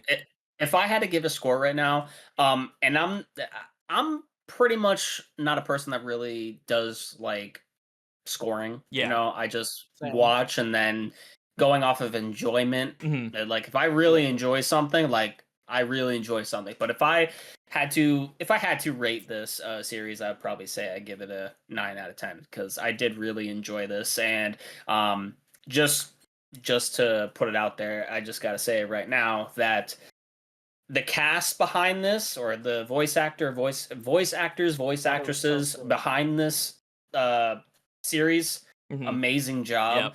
Especially with the scene with Marina, which I think was episode like 3 or 4. I can't remember or whatnot, but that was just wild, you know. But just in general, like the cast of characters, the voice acting was great, top notch. So And the animation, like direction, Yeah. all and like the animation, yeah. that pack, like it was a complete package in terms of like that aspect. But so yeah, 9 out of 10 for me, 9 out of 10 for Mairuzu. Crash, what would you say if you had to give it a rating? What would you, or if you already had? I don't have it in front of me, but I'll go off what I remember of what I wrote on my Twitter. If you guys want to read the quick review I wrote about it, you can see it there on my Twitter. But I gave it a straight 10 out of 10. Fair. Nice, This nice. anime That's fair. That's is fair. will be one of the most controversial animes that will be talked about for a very long time. Very And long I time. personally believe that this will be a contender for anime of the year, hands Oh yeah, down. this is one we'll I don't come even back Oh to. yeah, no, think for there's sure. anything For sure. coming next season either that's going to contend to this. For a anime that was only 6 episodes, mind you, the first episode is I think almost like 40 minutes. An hour. For an anime that only had 6 episodes, had you on the edge of your seat with the biggest plot twist possible. It's made you sick to your stomach. Almost made me cry and throw up, which, you know, not a lot of anime does anyways.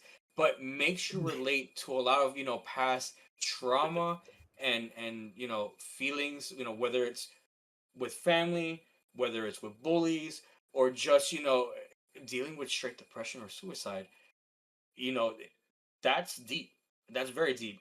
I know for sure not a lot of people would ask for this kind of anime, but I believe right now in this time where a lot of Especially people are in this time. suffering, where a lot of people need help and are very afraid to ask for it, I think this anime opens the door for a lot of both newcomer and veteran viewers to give it a chance and see that despite what the world may give you, whether it lashes out at you for being different or just, you know, giving you the worst deck of cards that you had to deal with, you know, in your life, there can always be a light at the end of the tunnel. You just have to see it day by day through. And we promise you, no matter what, you'll be happy at the end of it. Hopefully. Bremen. I mean, I think 9 out of 10 is about right for me. I think 9 out of 10 is a really good one. It was a good series. There's nothing much I could say, to be honest. Like everything that needs to be said has been said. It was a good series. Yeah, it's one. Go ahead, yeah. Mons. I was just gonna say I just do appreciate that, like at least in the beginning of the episodes, and sometimes even the end, they're like, "Hey, if there's, you know, If you need to talk or if you need something, like, they go get help. yeah, if you need some help, or if you know somebody who needs help, you know, visit or call some. I really appreciated that they put that in there. Like, Yeah. I know it's a small little thing, and it's like, well, okay, like, but you know, it's appreciated. Yeah, For sure. I feel like this is one for sure.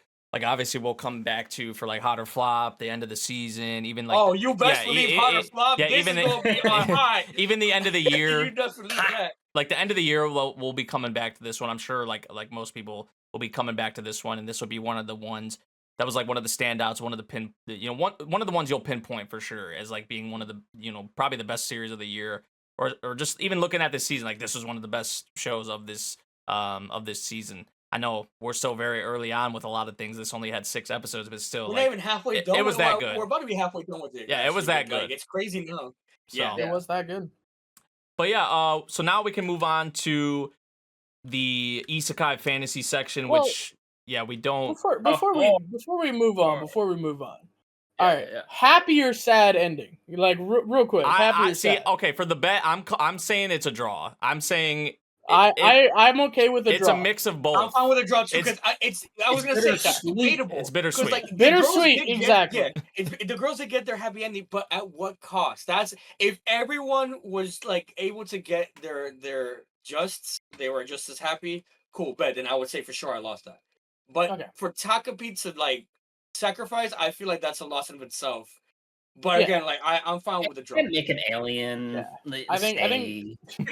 I think draw is correct. I think me and Memory watched this together, and I remember as we were watching it, I was like, when we got to the ending, I said I did not lose, and that I didn't say I won. He just I knew said at least I I did didn't not lose, at the very least. That's what I said.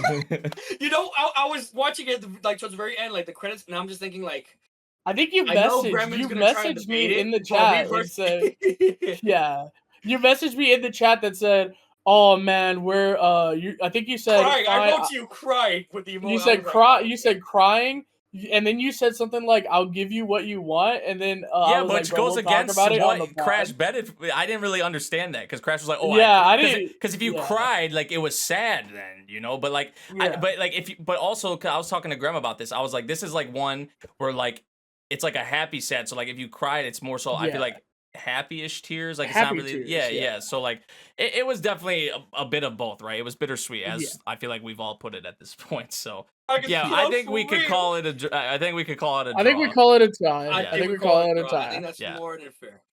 But all right, Also, now Neko owes me Aqua. Anyway, now we can move into the Isekai or fantasy, which honestly, I y'all, am we're not probably watching gonna any of these breeze animes. through this one. We're like honestly, yeah, let's rapid fire. That way, our guest and Crash they don't have to sit here for too long because this is all At me least and you're you. not alone, Miles. I got you, my boy. Don't tell me you're watching a isekai with their smartphone.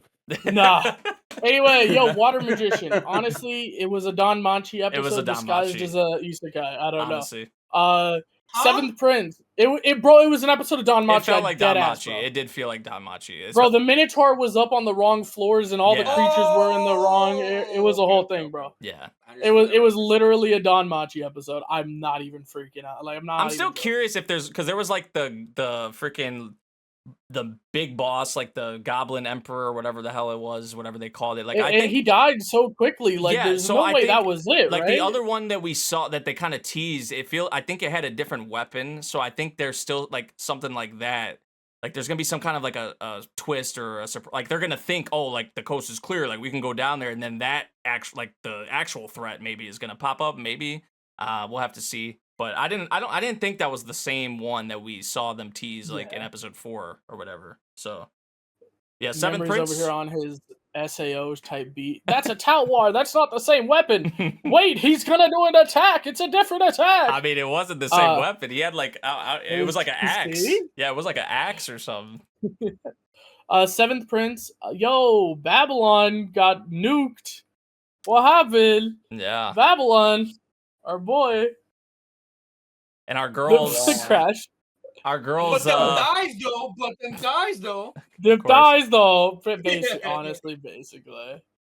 I mean, yeah, the girls kind of showed out. Babylon kind of got his shit kicked in. I guess we're gonna see what our boy does now that he's out, right? Yeah, I don't Got really. anything? I don't really have much to say for the episode. Honestly. Got it. Apocalypse Bringer. I'm gonna talk on this. All right. Apocalypse Bringer. Okay, I know no one but me has caught up right now, but oh my god, we just saw the most savage beatdown since freaking Overlord when he beat down the people that tried to invade his palace. Cause she walks up and she says, I want you to understand that everything I'm about to do to you is because of your foolishness. I'm going to find your family. It's really good that I can get your memories when I kill you, because now I know your family's name. I'm going to find them. I'm going to make them suffer. I'm going to torture them until they beg me for death. And then I'm going to kill them. And then while I'm at it, I'm going to go to every single city you've ever visited. And I'm going to kill everybody in every city, everybody you've ever interacted with. And I want you to understand something. He was going to walk away. This is your arrogance that made this happen. Just to completely break this man's spirit down as she's killing him. It's brutal. She's a freaking... Oh, man, she's beautiful. She's great. She pulled that out, and it's actually just brutal. Oh my god! I gotta send you the art. There was like from the magazine, the Megami magazine. They actually had an image of her in there. Oh really? Yeah, I put it in my Discord server, but I have to show it to you for sure. Nice. But yeah, that episode was really good. New Saga was another episode. They saved the princess. The princess is getting attacked by the general. Anyway, moving on. Secrets of the Silent Witch. Secrets of the Silent Witch. I mean, I feel like it was another nice episode. I mean, especially like the one thing that I instantly wanted to talk about was like the chess bit, and especially like how because I saw some people tweeting out about this and talking about this on like forums that like she gave up when she shouldn't have. Like, well, no, I mean apparently, like she still could have definitely won. She still could have definitely. I mean, like it wasn't completely out of the realm of like, because I think they mentioned it that she had took his queen. Yeah. So like. And just from like the setup of the board, I feel like she like, because I was looking at some of the pictures, I'm like, I was like, why did she give up? I was like, I don't think she should have called it there. Like, yeah, maybe it wasn't as likely that she would win, but like there was still a possibility. I feel like it wasn't like something that was just completely out of the question. I think it's more like because she's very analytical. I feel like at that point the board was in a state that she could not win if her it was very if her opponent made the right moves, and she kind of recognized that he wasn't gonna fuck it up. So she's like, and I really love how he did a move that she didn't know existed. And she basically looks at the board and somebody says, "Oh, I'm sorry, I didn't tell you about castling." And she goes, "Well, if that's a real thing, then I lost." And yeah. So it's kind of interesting how that whole thing worked, and I'm sure the board state wasn't a loss, but it definitely probably she had a very low chance to. Yeah. I think that's what it was. I'm sure there's some chess grandmasters out there that are gonna fucking talk about how people have been on was winning. What the fuck, dude? On Reddit, and I think on AniList too. Like I don't know, just some things I was like on Twitter. People are like, I don't know why she gave up. Like she still had a chance to win. Like it wasn't completely out of the. Like she still had a possibility. Like granted, probably not the best possible. The greatest probabilities, but she still had a chance to win. And I'm just like, I'm reading this. I'm just like, man, I didn't even really think about that when watching the episode. Like, should she have gave up? Because I wasn't really paying much attention to the board, honestly. I was just kind of going based off of what she said and what we know about Monica and how smart she is, obviously. So I'm just like, okay, if she's saying that, then she's probably right. Like, she's, just let her do what she wants to do. But she also is new to chess, too. So that's something. But, yeah, it was, something I liked, I think. We didn't really see Monica. Like the only time I feel like she really freaked out in this episode was when the was the big dude the chess like club president, or was he like just one of the members? Because like the giant dude who came in like after their game, like he was kind of towering over her and she like was freaking out. She was like making that noise that was like absolutely hilarious. Because wasn't she like trying to say her name or introduce herself, and she was like money, money, money, money, money, money, money, or whatever. That was I got a kick out of that. But she's warming up more to people, I feel like, which we like to see. She's making friends, which is nice to see. I feel like we're not, like, especially in this episode, we're not seeing her really freak out and as much as we saw her in the series to this point. Like, because there's some episodes there's like multiple times she's kind of like freaking out and kind of shutting down in a way. But I feel like she's getting more acquainted. Even the tail end of the episode with the girl who likes horses and all that, like that was a nice touch to kind of leave off the episode with as well. So I'm liking the progression. I've been wanting to check out the series for a while, because the thing is that before the anime was even going to be announced, or at least I think I heard of it when it was in production and whatnot, is that I was like, oh, I'm actually interested in the light novel, because I know it's based off of the light novel. And the light novel has some really good artwork as well in it, but I ended up not picking it up. But hey, I gotta maybe check out the anime now. It's good because the premise seems pretty cool. So I'll definitely probably just check out the anime. Yeah. Grem, anything else you wanted to say? I want a chess grandmaster to look at the board state and tell me if it was a loss. Alrighty. So now we're gonna move on to our romance bit. Starting off with I know Crash is go! excited, of course. Hey, we're gonna Nukitashi romance. we're gonna speed run a little bit so that our guests could be here for Nukitashi. So Witch Watch, really boring first half. It was kind of funny. The shika, whatever the heck it's called, Shikigami was kind of funny. I know Nate, you really didn't like it. Yeah, I mean, it's just kind of been the story with some, especially recently, some of the Witch Watch episodes. Like, I feel like some of the skits or whatever have been hit or miss. I feel like the first half of this episode I wasn't really a big fan on, but the second half, when they were kind of turning into like the cutouts or whatever of the characters, manga drawings. yeah, the manga drawings. Like, I got a kick out of that. Like, that was actually something I enjoyed way more, was the second half of this episode, which, like I said, has kind of been Witch Watch for honestly a lot of the episodes, I feel like. And that's just like the nature of a series like this. There's going to be certain bits, skits that hit for you and ones that don't. And I feel like, this was kind of that episode again in a nutshell. 50-50 episode for you again. Yeah. Dealing with the Mikadona sisters is a breeze. Fuck the dad. Crash, what you got? Oh, come on.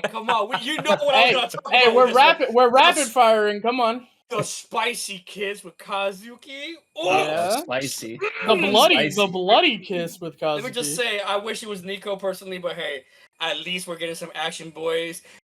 Maybe it's a little too hasty saying that she was mid. I might be saying right now it's getting a little peak. So you know what? I'll be sticking around to watch more of it. Yeah, the dad's a prick. We all saw that coming from a mile away. Who the fuck cares about the dad? We need to talk about how the spicy kiss went, bro. That, and hey, we'll get more of that, I'm sure, in the future. Obviously, the girls kind of with more of the, obviously, as they've been warming up to him and whatnot, like, even them like standing up for him and things of that nature. Like, you love to see it. So like, we're getting the progression.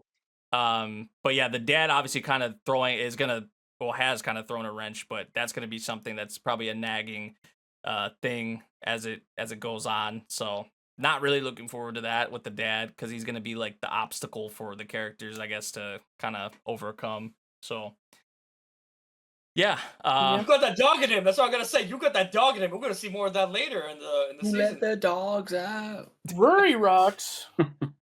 Ruri rocks. Is she still cute? Is she still got a big ass? She's showing tits. Oh, it's all still there, man. It's all still there, buddy. We on. found some platinum today. Platinum. Oh. Yeah. I mean, I feel like there's not much to say about Ruri Rocks, honestly. There's nothing much to say unless you got something. The latest episode that I watched, honestly, they found rocks. Yeah. No, it is nice getting like, some of the bits, like even like I think in this episode they had like the different kind, like there's the certain mineral or whatever that's kind of like it's like jagged, looks like or like it gold has like I forget how they turn it, it's like braided or something, I think is how they put it. But then there's like another kind that isn't. And that was kind of what they were hitting on in this episode. Obviously, we had the bit with Platinum as well. We did see our girl, I think her name's Amari. She joined, obviously, with the two of them out here as well. So it was nice to see the three of them get kind of more acclimated with each other. Obviously, our main two kind of have hit it off really well. But to see her kind of with them. But yeah, it's just good old Ruri Rocks. It looks beautiful. The characters have been really awesome so far. And then you learn these little bits here and there about minerals. Maybe some things more intriguing than others, I'll be honest. Like maybe there's some things where we're just, we didn't really care much for that. But it's still an awesome time. Another fun episode. So it's a chill. It's a good chill time. series. It's I do grow a little bit interested in just the kind of like, I guess it's not really history. Well, kind of history, but more so of the lore behind how some of these minerals or just minerals are formed and whatnot. So that part's that concept is interesting and whatnot. So, yeah, overall, it's just a chill series. Agreed. Next on our list is Grand Blue. The first half of the episode was pretty funny. We get the run back of when Chise keeps walking into Yori's room and finding some sus shit, and we kind of get that the opposite way around, which is really Way fun. better. But yeah, way better. Seeing First the time we walked girls, you in. know, holding each other's tits and things like that, you know. Oh, spicy! Crash's eyes right now. If we could see, Crash if is we, like, if we could see his eyes under them glasses. I mean, Oh! it was some, you know, there was some girl time, but also on the flip side, we had the boys, the college boys. The boys. Just, I mean, this is just a thing. Harassing them It's just the about things that the bros titties. do. I mean, the tail end of this episode was just bros being bros, honestly. Like, which you see all the time in this series with Grand Blue, and you're gonna get way more of it, especially with the college boys. Yeah, just their interactions and just how they get at each other in many different ways. I mean, yeah. But then also they'll come together at times as well. But really, I feel like most of the time they're just giving each other shit and finding ways to kind of dupe one another. But yeah, it was a fun episode. The second half, I feel like I wasn't as strong on, or felt as strong on as the first half. But it was still an enjoyable episode. Nothing like too crazy though. I'm more so just waiting for Sakurako, her introduction, which I know people are probably gonna hate her. Yeah, they're probably gonna hate her at first, but just let it cook, let it cook. That's all I'm gonna say. And we probably won't even see. I don't even know if we'll see the redemption or whatever until later on. I don't know if it'll be in this season, but most people are for the majority of the season, people are probably gonna hate her. But I think I misheard. But have you? I've read it. You read the manga? Yeah, I'm not caught up, okay, but yeah, I've read way past where the anime is right now. So. Okay. Season 1 has like 12 episodes, right? Or am I wrong? Yeah. Okay. Yeah, because I've been trying to. It's on pause right now. I have so much stuff that is going on right now. Fair. But you would enjoy this one. It's I think I got like 2 episodes in. Yeah, it's fun. But I want to get back up to speed with it. It is fun. Especially the beginning on how he just opens up the door and then they're all he's like okay, close the door, and then walks away. At that moment you're just like, okay, I know, I feel like I have a good idea what I'm in for with this series. Yeah, it's like this is gonna be pretty out there, but a good out show, there, a good out there. Yeah, that's a good out there for sure. Speaking of fucking out there, I like that. Here we go, boys. I like that. Speaking of out there, we are out there on that island. Why would you go to that island? Why would you go to that island? Let's let our guests speak on this show. I know, Crash, you're the Gooner King and you want to talk about it, but let's let our guest go. Let's let our Nukitashi, by the way, in Nukitashi. case y'all somehow didn't know. Didn't know what we were talking about. Yeah. Nukitashi. Nukitashi. It's a very interesting show. It's based off of supposedly a visual novel. And this is a show that I don't think a lot of people should watch for their at least first anime experience, and or if you are below the age of a certain number. but yeah, I mean, this is a show. Okay, while being entertaining, it is out there. It is extremely out there. This is a show in which people go to an island, and on this island, they are constantly fucking. They are just like, if you're not, what are you doing? If you're not, what are you doing? Yeah. And I know what you're doing. You're being put in the guillotine. Yeah, if you don't comply with the rules of this island, you are to be put in a guillotine, and you don't want to know what that guillotine is and what it does to you. Let's just say a blade doesn't drop. Yeah, well, yeah. But so basically it's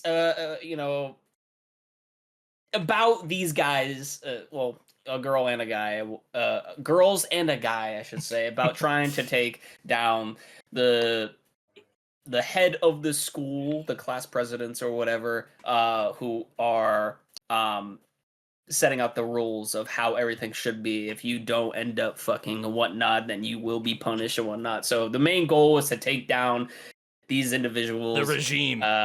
you know, for society to go back to normal, and either that or they can just really just leave the island. But that wouldn't make things really interesting, would it?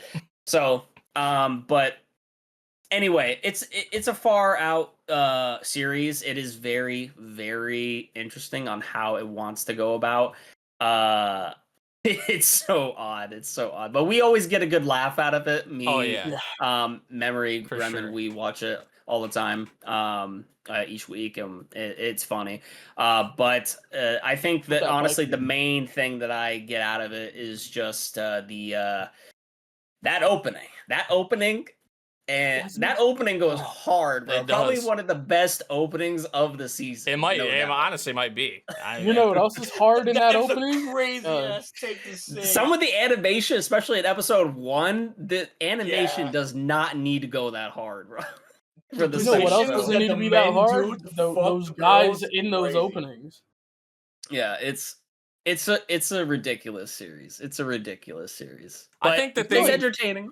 I think the thing, especially like in this episode, was like, okay, the forced penetration with the guillotine and all that is all right, but they draw the line with the lowly bit, right? Like at least they, you Oh, know, yeah, they- that- yeah, that like was they're a- not Oh, for they're not consent is yeah okay they're now? not for the underage, like the pedophilia, you know, Yeah.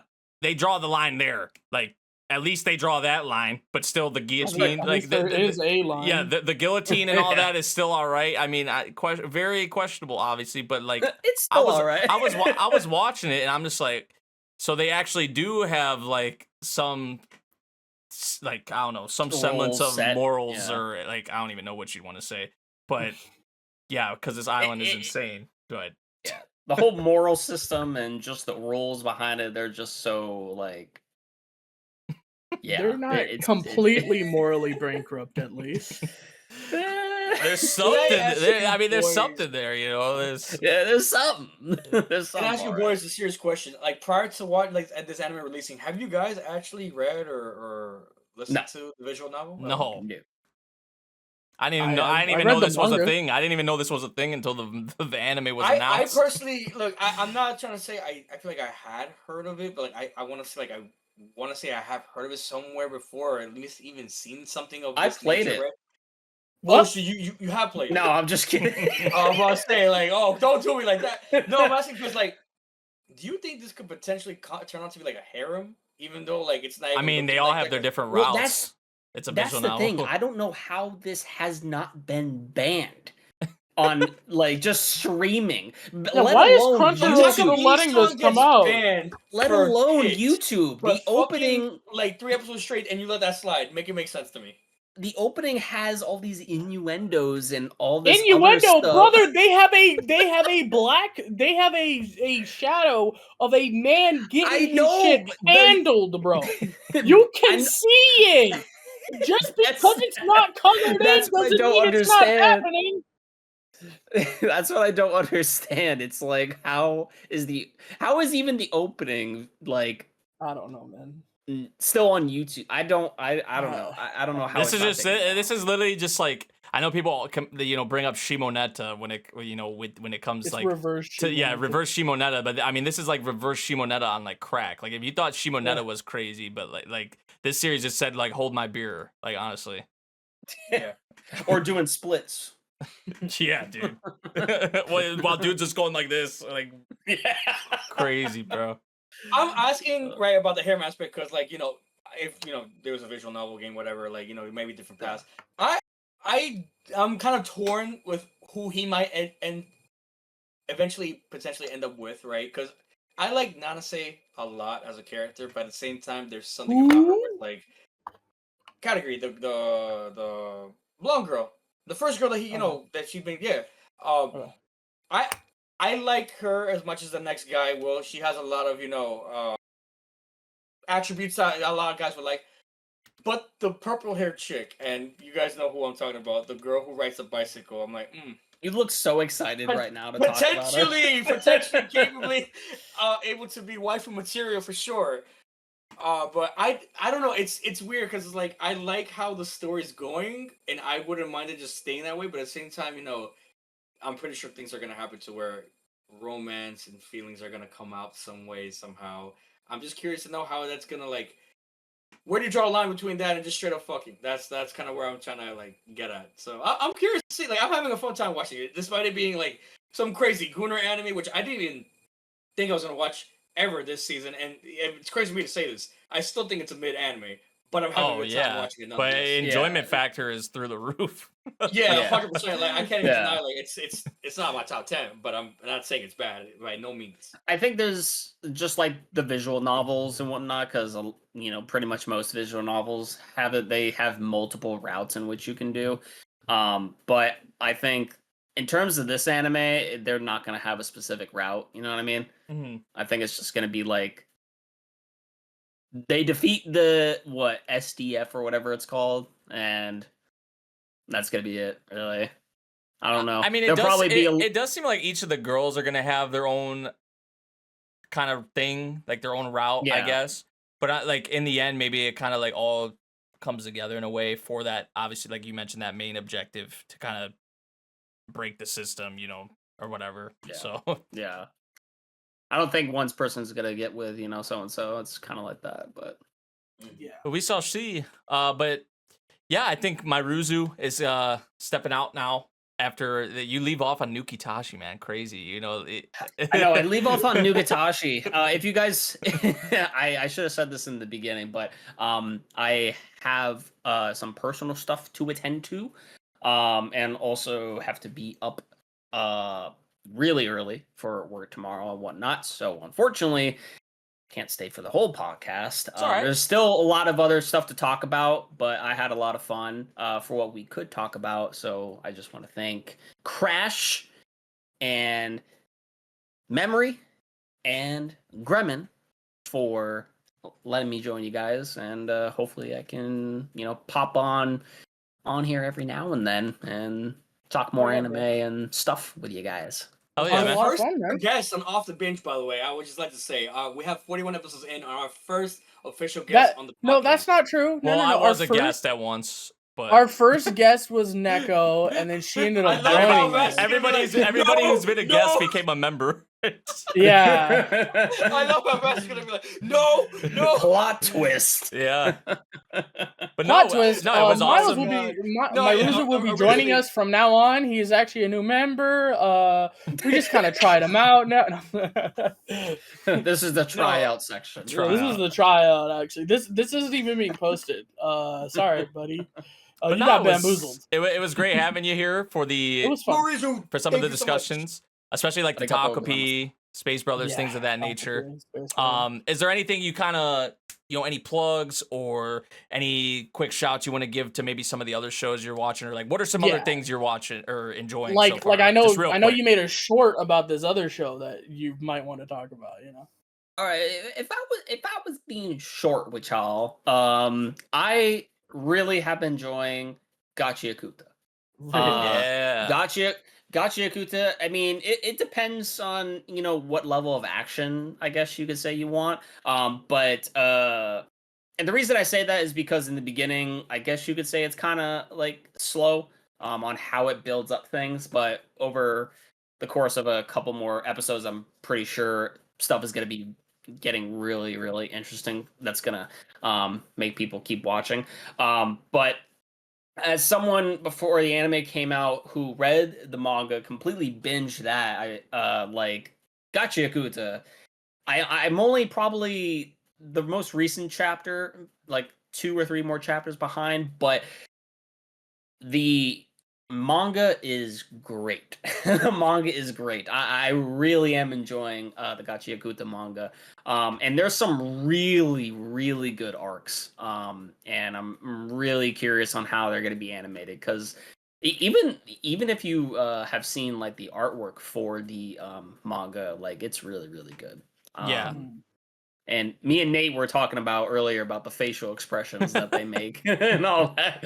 There's some pretty funny facial expressions. But other than that, I guess we could talk about it just a little bit more. I mean, like I said, To Be Hero X, I think Right. honestly is probably my favorite the show that I've been watching so far. Yeah. So I don't know when next time we'll be talking about that, but cultural exchange student with a game center. That one's fun to watch as well. Yes, Still sir. watching Don to Don and City the Animation. But yeah, that's about it. I mean, I'm watching a little bit of everything, but not to the extent, I guess, of like what Crash, Gremlin, and Nate have. I've just been kind of just managing. You know what I'm saying? And I feel like it's because I feel like this is probably the most you've watched in like a bit, right? In a couple of seasons, so it's cool to see. Yeah. For sure. Yeah. Last season really didn't interest me all too much, but this season I was like, all right, I kind of like what's appearing here. I got to give some shows a shot, and these shows have actually piqued my interest. You know, some are funny, some are fun, some are depressing. which sometimes I like, which is weird, you know. But Good mix. overall, it's a solid anime season. You know, I think it has a bit of diversity for everyone, and that's what I like. That's what I like. Oh yeah. Yeah. But all right, man. Yes, sir. I'm sure we'll have you back for another pod Oh, sometime in the future because this is a lot of fun. Yeah. So yeah, that's about it. Yeah. We'll see you. That's about before it. you go, Yeah. guys, if you guys are interested in Omniscient Reader Viewpoint reading, he's reading that on his channel. He's been doing streams. He's also doing Tower of God streams He's for doing anyone Tower that of wants God. to know about that. And go tell him He's also to doing do it- Hunter x Hunter. Go tell him to do more Hunter Yeah. x Hunter. He's also about to start doing content there. I know someone's gonna do it. Mully and Newly over here are finally gonna start posting on their channel again, so check Yep. that channel out. We'll have all the links in the description. I know he was also doing at one point. He was playing through 999, the Nonary games, which Oh, is a God. really fun He's like, series. oh God, If don't you guys- bring that. He's like, don't bring that. if you guys want to check that out, I also will check get out his back Twitter. to that. I promise. Check out his Twitter. He posts updates. He lets you know what he's going on with. We'll have it if all. you enjoyed, we'll have everything down in the description. If you enjoyed him, he's a really good guy. We like him a lot. We'll hopefully have him on a couple more times at the very least. Check out all his shit. Oh yeah. Appreciate it. Since he didn't plug himself, I got him. I appreciate it. I appreciate it. But with that said, guys, I hope you all have a good podcast. And to those viewers out there, keep watching. And wherever you live, please be safe. And I'll see you all possibly in the next podcast. Peace, guys. Thank you for letting me come on by. Of course. Peace through. Thank you, bro. Peace. Thank you. All right, y'all. So now we're gonna hop into My Dress Up Darling Season 2, Episode 5, which we finally got a glimpse at, Marin in the next, obviously, the cosplay that she's doing, which came with a little bit of a problem, though, for something that Gojo didn't really account for, right? Didn't really foresee, right? Yeah. Orestes. Which with all It's the actually things really interesting. with all the things you have to think of when it comes to a cosplay and all the things you have to like make sure you got right, it's only like I feel like it's human kind of like nature, just human error for something maybe like that to kind of slip your mind.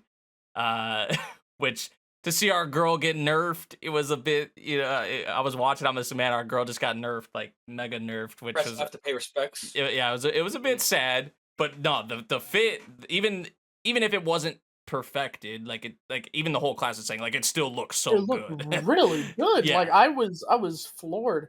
I thought it was really cool to see the class react to that, going, "Holy shit, it's so good!" And then the way our boy Gojo got so serious and looked at it and said, "I fucked it up," and everyone's like, "What? It's so good." And then he does one little thing where he just pulls back the fabric of the back and says, "How about now?" And everybody said, "Holy shit, that's so much better." And he goes, "Exactly." Just a little thing like that could make the So a biggest little thing like difference. that, which is oh my god, dude, I have to wonder how women who do cosplay, especially of men, how they have to account for the fact that, yeah, if they're gonna be trying to make their breasts like slim down their breasts or like puff up their shoulders, like we saw in season 1, they had to put shoulder pads in to make their shoulders broader and like change the body shape. It's really interesting to see that like our boy Gojo didn't take that into account, and it made an actually significant difference. And he was kind of ashamed of it, and everyone's like, "Wait, you're gonna redo it?" And he goes, "I have to. I mean, it's not good enough." And everybody, and you see the trust and respect and love that Marin has for Gojo in that moment, because she trusts him completely. She says, "You'll have it done?" He's like, "Of course." And she's like, "All right." And everyone's like, "Holy crap!" Like it kind of really puts in the forefront how much they do really like trust and like. Well, I mean, especially her, how much she trusts and loves Gojo. So it's really interesting. I thought it was great. Yeah, I mean that's especially like the dynamic that they have, just to have that. Like I don't even think they're like Mara's not even worried, right? Like she has that trust in Gojo that they might be cutting it close, but he's going to get it done, one way or another. So yeah, I did like that bit. The first half of the episode was like pretty comedic, with the bento boxes and all that. I and was gonna bring yeah, that up. I'm yeah, glad you which did. I got a kick out of that, and even got a kick out of the little like bit I think they had at the very beginning of the episode where it looked like they were like hand puppets or something like that. That was actually pretty funny too, like with the grandpa. Explaining how Mark. he Like knows they are were made. Sesame Street. Yeah, kids. that For I real. got a Yeah. kick out of that. It was very brief, but that was definitely something I liked from this episode. The like kind of like how creative it got in terms of that aspect. But then yeah, there was the whole bento thing with Marin and Gojo, which how they handled that. It was definitely it was funny. Also And the character animation. Sorry, I apologize. yeah, And the freaking character animation in that suit, the way she. Oh my yeah, god. the way she was I'm sorry, I'll stop walking, the way she was interrupting. Yeah. walking, and just like yeah, they nailed that, and even like her acting out. The girls obviously were really into it, like how she was kind of getting all up on the Gojo, like oh, like pour the champagne, and Gojo's obviously getting like flustered and whatnot, like because at first she was kind of trying to have him like act it out or whatever, and he's just like. At first, he's like, "Man, how could I even like do this? Like, this is like, especially like the voice, like her voice, and just how she was nailing it for sure." And of course, the girls and a lot of the others were loving it. So yeah, another enjoyable episode. Also, it did hit on a lot, which is a big thing with this series, kind of like the acceptance bit, because there was the one guy in the class who was kind of like embarrassed on what the others would think on him, watching the show, and then Marin and Gojo were kind of like.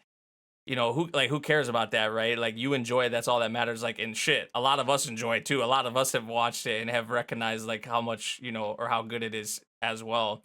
So like don't be ashamed of that. So I did like that as well. So there was a good mix of everything, I feel like, in this episode once again. But yeah, I feel like seeing Marin in the cosplay, now we haven't obviously saw it in the act, but even just her trying it on and her kind of teasing Gojo a bit, and that was probably the highlight of the episode, honestly, for me. Oh, And for sure. yeah, and besides that, like the bento stuff and her making the food for him, the very diverse, that was Yeah. probably the two takeaways, the two things I liked a lot about this episode.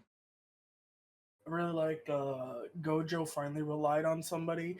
Walks up to this dude with basically confessing to him, "You're so manly and cool." Oh Could you yeah, teach- that.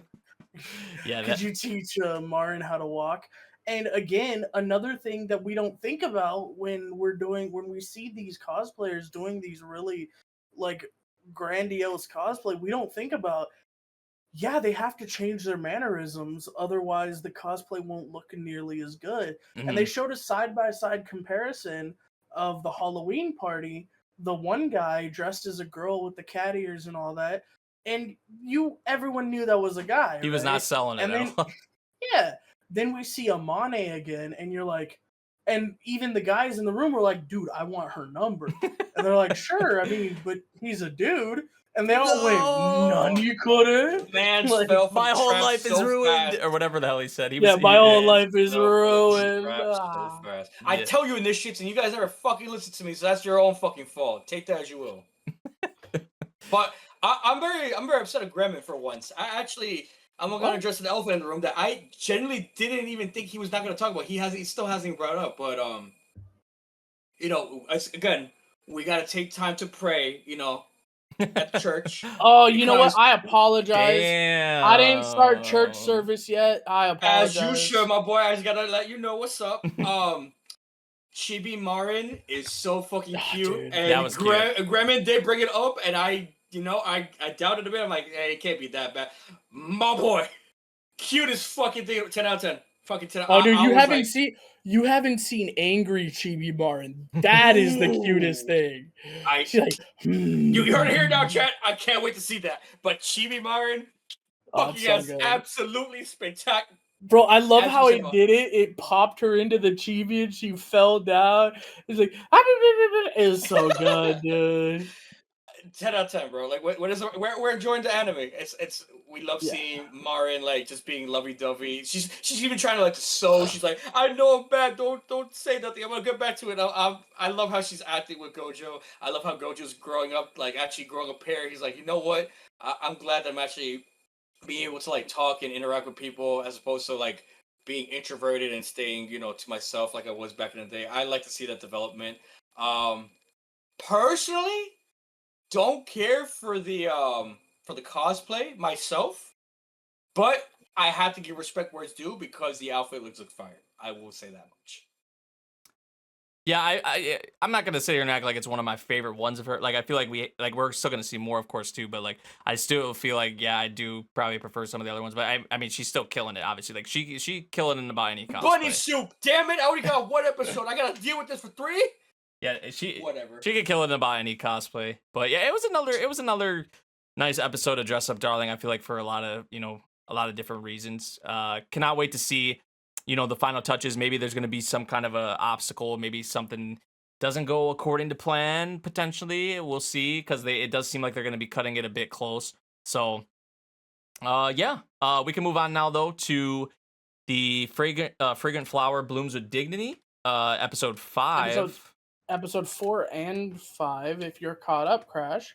So we didn't go into episode that's true. too much. That is true. I'm behind on, unfortunately, but if you guys need to spoil, I don't mind. It's all good. We waited a week for you, man. I mean, more so, episode 5 is more fresh in my mind anyway. Yeah. Oh, so I haven't been spoiled on 5, but I have seen some stuff on Twitter and Facebook where all I'm seeing is, absolute cinema, like, straight up. I don't know why. I'll have to put it on Discord later. Hey, just speak on 4. That way give us a little bit of a reminder so we can talk about 4 a little bit. And then me and Memory will talk about 5. Okay, so from what I remember in 4, they go on a little coffee date, to study because midterms are coming up, and my boy needs to pass the midterms so he can go to the cultural festival or sports festival, and Cultural festivals. Later Oh yeah, the tension. They get like really close to each other in the one day. They were they couldn't focus on studying because they were between each other, and me personally, I love seeing shit like that. That still makes me happy and giddy to see. So, kudos to them. But we also see somebody else in the sidelines stepping up to, potentially want to, throw themselves in the ring. Now, she was being homie. Her best friend came up and she was like, I want to talk to you, my boy. He was like, huh, me? Another coffee date. I don't know why. But her best friend's standing on business. She tells her, hey, I get what you're doing. I respect you. You're nice to me and everything. Thank you. But I need you to stay the fuck away from my girl because you guys can associate. This ain't a good look. But yeah, she's standing in the bush like, look, I get what you're coming from. You're not a bad person, but I need you to stay the fuck up. And he said straight up, no. And she's like, and he walked away like a G. He's like, that's my girl. Can't take shit away from me. Can't talk shit to me for nothing. I want her. I like her. I'll do whatever I can to get it. I respect that. And now he's trying to like kind of consider his own feelings with her. Like, do I really like her? Like, what am I actually starting to feel? Should I start being better as a person? Yeah, bro, that's pretty much episode 4. I loved it a lot. And we got the test results back, I think, last episode. No, Yeah. no. So, episode 4, they got the test results back. He passed. Yeah, he But did. then a notebook Barely. gets dropped with the note saying Yeah. "good luck," and he I forgot who it was, but he was like, Cat's "What's out that? of the What- bag. Yeah, Oh, Cat's out of the no. bag. Sasuke saw the thing. He's mad. But anyway, that's where episode 5 starts, Nate. Yeah, and I mean, episode 5 really, I feel like it saw a lot of like the support system. Yeah, we did have some nice moments in the shop, especially with Kawariko and Rintaro, like, which was really nice. Especially like how they were talking about like, she wanted to congratulate him on passing his tests and all that, and wishing him luck obviously for the sports festival and whatnot. But like the takeaway for me from this episode was like the support system around, I guess, mostly Rintaro, right? With this episode, like with the boys and how they are with him. And it's not that like they weren't upset, or at least the one dude, I think his name's Saku. Sasuke. Sasuke. Yeah, Sasuke. Yeah, Sasuke. Like for him, it was that like, I don't think it's about what the actual like matter is about him talking to her, being with her, or whatever the case is, right? It's the fact that like he feels like, oh, maybe he doesn't like trust us enough, or like we're not that tight for him to tell us kind of what's going on. Like I don't think it's the fact that he's talking to someone from the other school. Like I don't think they really care about that. They know the kind of person Rintaro is. It's like when It's you like, got damn, your like- girl and your best friends, and you confine your girl over your homies, and they kind of feel some way about that. Yeah, I mean, it's just like from his perspective, he was like, man, like, does he not trust us enough to, talk to us about this? I thought you was my boy, bro. Yeah. What's up? Right. Like I feel some way now. And then they kind of like the others come in and they're kind of, I guess, reasoning with him, talking to him, and they're saying like, come on, we know the kind of guy like Rintaro is, and really when you think about it, he told us he didn't want to talk about it, right? So in that way, like that was him opening up to us and saying that he wasn't ready to talk about this, and when he is ready to talk about it, When I'm you were at sure the he camp, will. I think it was like the first second episode that he was saying like, yeah, look, I'm good. I don't want to talk about. Yeah, he things, was like, don't avoiding worry, it, my homie. right? Like Yeah, he was yeah. like he would say it was nothing, like that response, right? But here he's Yeah, saying and- like they know there's something, like it's clear as day, right? Like both sides know, and he's saying like pretty much, I'm not ready to talk about this right now, which is no problem. Right. Like and they kind of acknowledge that in the episodes that like, okay, like he will talk to us about this at when the time is right, like when he feels he's ready, which there's nothing wrong with that, So I did like The that bit Rintaro- of the episode. The Rentaro support squad hit us with but y'all didn't see the verbiage he used. He didn't say it's nothing, which means he's not lying to us. Mhm. He's just saying he's not ready. Yeah. So hey, he's not hiding stuff. He's just not ready to tell us. Exactly. And it's like, damn, the support squad know what's up, man. I love them so Yeah. much. And that's not it though when it comes to the support squad, because his mom is goated as bro. well, bro. I mean, his mom in this Homie episode. for life, son. Yeah, Homie like for life. Rento is this support system. I mean, he's got the boys, he got his mom. Like his mom, like although she was kind of roasting him a bit in the episode about like his tests and like she couldn't believe it and whatnot.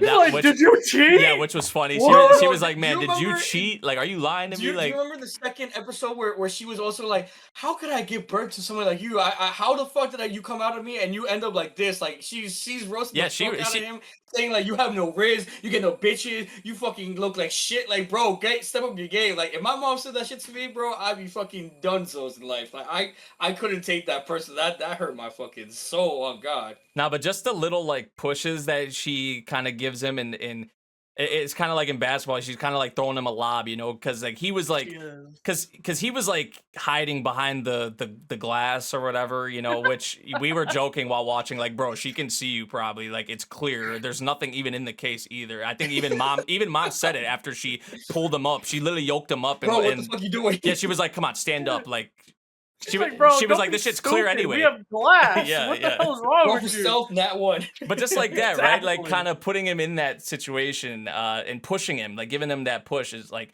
I love to see that, So really, like that was my biggest takeaway with this episode was, the actions, even some of the dialogue from the mother, but then also obviously the bros, from the school. So really, like Rintaro, his support system was on like really full display in this episode, and I think with how it left off, we'll see how it goes, but we may be diving into, I guess, what you would say is Karuko's support system, which right now only seems to really be Subaru, if you don't count, like, obviously I'm assuming Rintaro is going to be like that for her, and some of the others eventually, but right now we know kind of how Subaru and how she is towards her, and how protective she is and whatnot. So that's something I'm curious to see how it's gonna kind of pan out. Like, is she gonna talk bad about our boy? Is she like, because I feel like you would think, at least with how most of these shows go, it's gonna be some like over dramatic type thing where maybe like it leads to Karuko having like some misunderstandings, or it causes like a rift or like a divide between the two of them. But like, I feel like with how this show's been handled so far, I feel like it's not gonna go down that route. At least I hope not. We'll see. But I mean, this was another nice episode, honestly, especially like with some of the side cast. But there was some nice moments with Karuko and Rintaro in like the shop and all that too. So all around, another nice episode of Fragrant Flower. I don't know if you guys, I know Crash hasn't watched episode 5 yet, but Grem, did you want to say anything else about the episode? Can't wait till next episode. Okay, okay. Yeah, I need this Subaru. I need this Subaru content for sure, because I mean, she's one of the characters right now. I'm definitely really.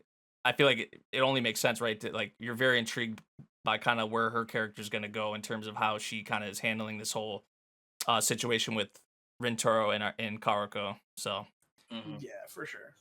But all right, next up one, I'm sure both of y'all. I mean, I'm watching it too, but I know both of y'all probably feel stronger about it than me. But there's no way I'll be your lover unless episode 4. I just want to put this out there. I'm gonna speak on the novel, and I'm gonna speak on this real quick. Mhm. So there's a translation that's a little bit different from the novel, which isn't a big deal. In the novel, the very last line of volume 1 is, here, how about this? Let's change the game slightly, because we know I like you, I know you like me, and I want to be best friends. But like, we're like kind of past that point now. So let's be friends with renefits. Renefits. Renefits. Hmm. Friends with renefits is Their what own, she calls their own it. little twist on it. So it's not friends with benefits, it's friends with renefits.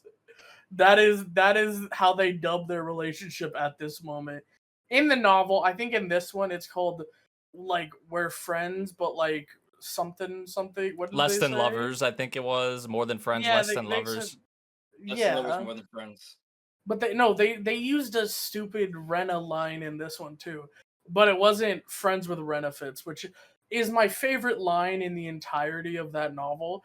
It's like, it comes out of nowhere. We're gonna be friends with renefits, and it's like, Nani? Okay, sure.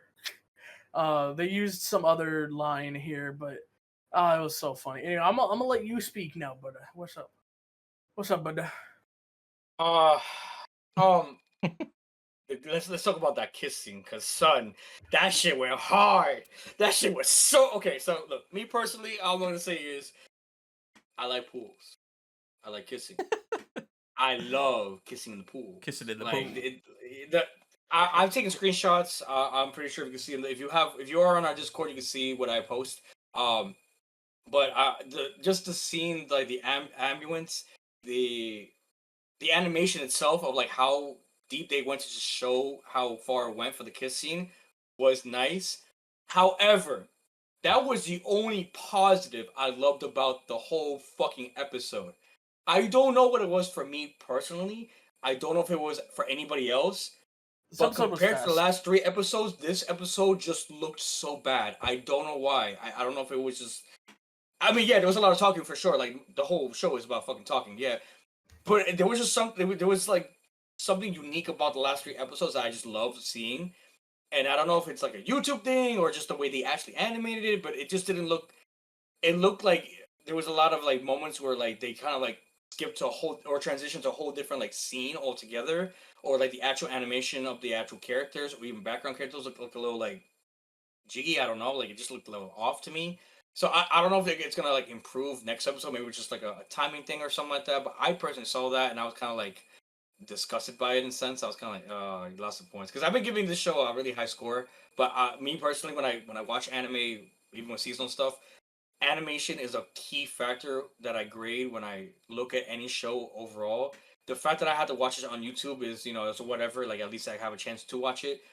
But if the animation is gonna like start dropping for whatever reason from here on out, it's gonna be kind of disappointing because I came into this anime looking to see some spicy scenes with two girls, maybe even more.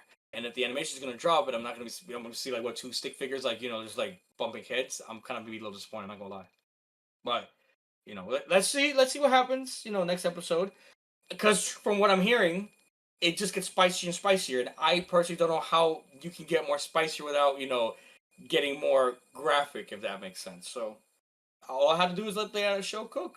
But yeah, I pray the animation gets better personally. For me, I mean, and also by the way, I will say, because I was just looking, I guess it was Rema Friends is what they called it. Yeah, Rema. Yeah. It was something dumb. Yeah, I Rema knew I Friends didn't instead like of Friends with Renefits. Yeah, that's Friends with Renefits is so peak. Yeah. And then Rema Friends, like, oh. Yeah, it doesn't roll off as well. I feel like does. Yeah. But no, my thing with this episode, like I guess my issue with it is that like it feels like we're kind of just back where we started. Like, I mean, I guess in a way, like, well, hopefully we'll see them kind of listen to each other more. Going forward, I feel like you would think, in that aspect, even though we're kind of going back to square one in a way, there'll be, I guess, better progress this time around. I still feel like, I don't know. I think it should have been handled in a way to where like Mai had to be the one to kind of come to Reneko and apologize and realize, because I feel like most of this was on her. Like a lot of this situation and just she's kind of, if you'd want to say someone's been the problem, like she's been more of the problem, I feel like. So I feel like it should have been on her to It was so okay. This is one of those moments where they didn't really show what was going on in the novel. Satsuki told what happened in her room, right? Yeah. Basically, she came crying and told everything that happened, and then basically said like, "I want somebody to do what I did to her to me, so I understand how bad she felt." Mhm. And so like it's like she went to a wild direction. She's like, like that's not okay. Like what are you trying to do? And then she basically invited everybody who's ever like confessed feelings. And I want to remind you, in that room there was an old man. There were several adults. I didn't even peep No, that. I saw. There was an old man. There were several adults. There were plenty of I saw all girls and kinds a of whole people. bunch of guys. Yeah, basically There are girls. that There were girls she invited and basically said, "I am trying to pick someone to have relations with." Is what she put an ad out that said that, and basically she is trying to do something insane because she felt that she had wronged the person she loves, and she's like, well, I need to know like how I made her feel. And she was going off the deep end in an opposite direction. If Reneko hadn't come and saved her, like oh bro, it would have been horrible, right? So like I mean, I understand what you're saying, yeah. but like she was trying to make up for it in her own way, but she like everything she does, she goes 0 to 100 in 0.1 second. So she just went the opposite direction as fast as possible. You know what I mean? Like Yeah. she just jumped off a cliff instead of like backing up. She fucking plunged off the cliff. So like, and that's kind of why Reneko But- needed to be so like, bro, I do like you, for fuck's sake. Like Mhm. and like, yes, what you did was bad, but fuck, just talk to me. We can talk. We can speak. We're friends. Like that's what I'm trying to say. And But I like, think that's see, why. like for me, I would be like my counter. Like I guess she has her own way of kind of like dealing with these kinds of like or I guess this situation, and it does make sense why Reneko. It's not a good thing what Mai was doing. Oh, Don't get me wrong. I'm not.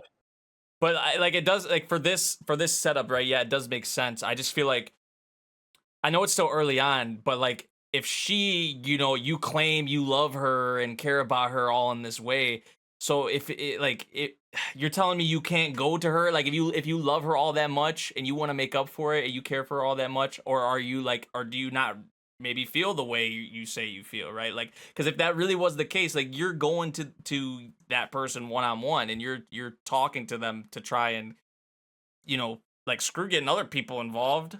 Like, oh, I know she wasn't like, she wasn't thinking right, Yeah. and she kind of felt that she had ruined it forever. So she was like, she wanted to punish herself. It wasn't yeah, like she felt so bad she wanted to punish herself. It's not a good way of thinking.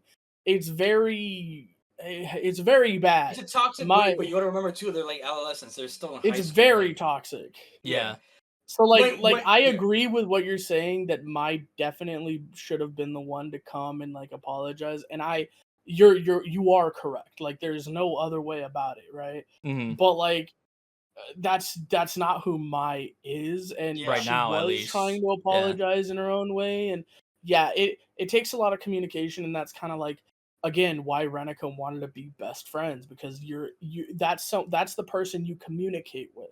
Mhm. Right? Like I don't want there to be misunderstandings. I want us to communicate. And I think that's kind of again the key sticking point with their relationship is that she wants a very specific relationship and Mai wants a very specific relationship. It was just poorly handled on all fronts, I guess, Yeah. Which now with this happening and them kind of getting through this, like even though, like I said, they're kind of starting over in a way, like from square one, like with their whole friends and lovers type thing. Like there's a bit more to it this time around, though, for sure.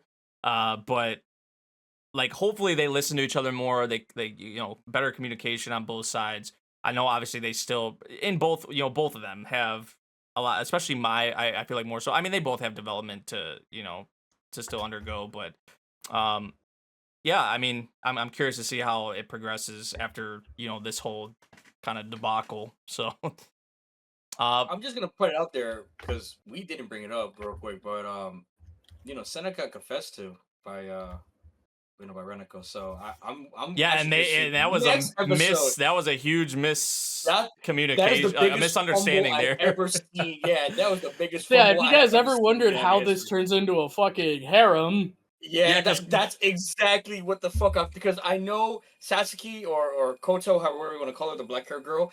I think she low key is going to fall now for Renako.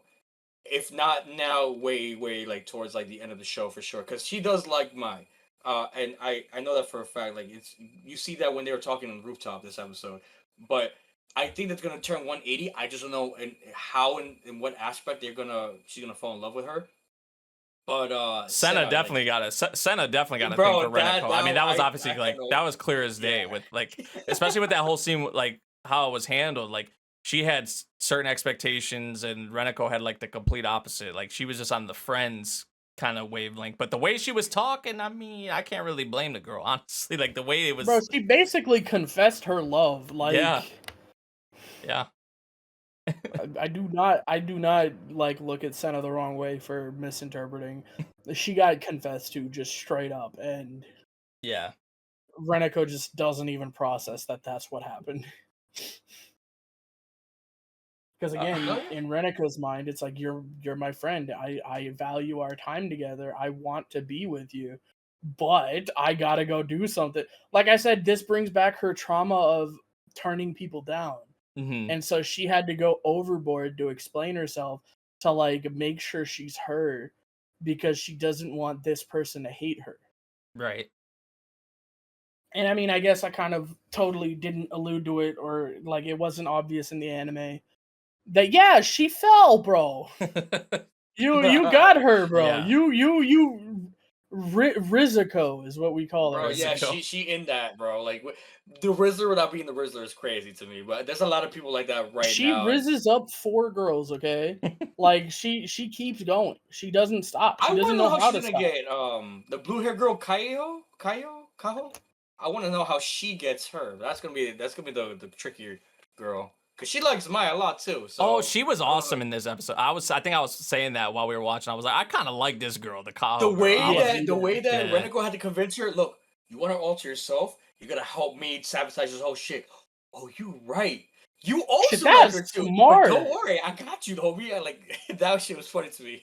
That really had me. Yeah, running. I like her. Like, she has that like infectious, I feel like, personality for sure. She's Yui. Yeah. Yeah, she's Yeah. she's cool. I fucks with her demeanor. I really do. I think this anime all around is a good time to watch, honestly. All right, we can move on to our last section for the anime spotlight. We got Shonen, which we're gonna probably breeze through pretty quickly, to be honest. Because I mean, even like our heavy hitters usually, like we'll get to it. Like To Be Hero, I feel like wasn't even on its game, honestly, this week. Oh, bro, this To Be I'm Hero telling you, episode, man, honestly, I'm telling you, we this don't fucking gotta talk anime's about mid. I keep fucking telling you guys this anime's mid, and you guys don't fucking listen to me. I don't give a fuck that Johnny's fucking father died. I don't give a fuck that fucking Ghostblade's about to die. I don't give a fuck that fucking Big Johnny's big ass, guy that's, attacking the Johnny's whole... evil! I give a fuck. This is not a show about heroes. This is about a bunch of people dick riding to show that they are these big ass guys, but they ain't shit at the end of the day. All we know for sure is that, X is the number one guy. What's he gonna do with his Anyway, power? Little preview for what's the Yeah, I guess that was a little Sorry, I wanna preview. say- I mean, I feel like Togenanki wasn't really anything crazy. I mean, I guess like the moral of the episode, honestly, was obviously to kind of have it was Shiki and I think his name's Jin, I want to say, for them to obviously like coordinate and work together to come together for like, I guess, like a common goal, which is, what we saw in this episode. It wasn't anything crazy. I did enjoy bits of it, but honestly don't have much to say about it. It was really just I guess the main point was like, it was probably the reason why they got put together, honestly, was to see like how they could work together, but also the fact that I think we may have talked about this off air last episode, the fact that like Jin is someone who can control his blood really well, and our boy is kind of like a wild card, and then the other girl obviously couldn't control hers at all, which she was like pretty much completely out of the picture in this episode. So it was nice to see them come together, and I did like the scene where Shiki was telling Jin to like kind of go like run for it or whatever, but he ended up coming back. That was pretty cool. Because they both, it was both of them that really had a part to play in why they were even successful in getting the ball or whatever in the first place. So it was a nice episode, nothing too crazy, but I enjoyed it. So anything you want to add, Grem, for Togenanki? It was the Sasuke, Sakura, Naruto bell test. That's all it was. Okay. Still haven't That's saw not the as- others that's not a bad take. explanation. Well, I don't even think we're gonna see the others take the test because No, we're not. Yeah, Yeah, the whole we're test is getting like skipping. interrupted or whatever. So we'll probably I don't even know. Maybe they don't come back to it. We'll see. But Kaiju number 8, season 2, episode 3. Believe in your friends, not yourself. I- Oh Kaiju my actually god, pulled up. wait. This was a Gurren Lagann reference.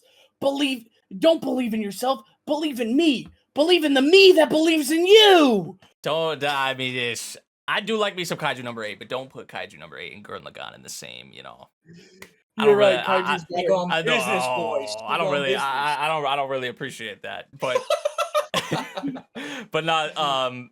This episode was fun.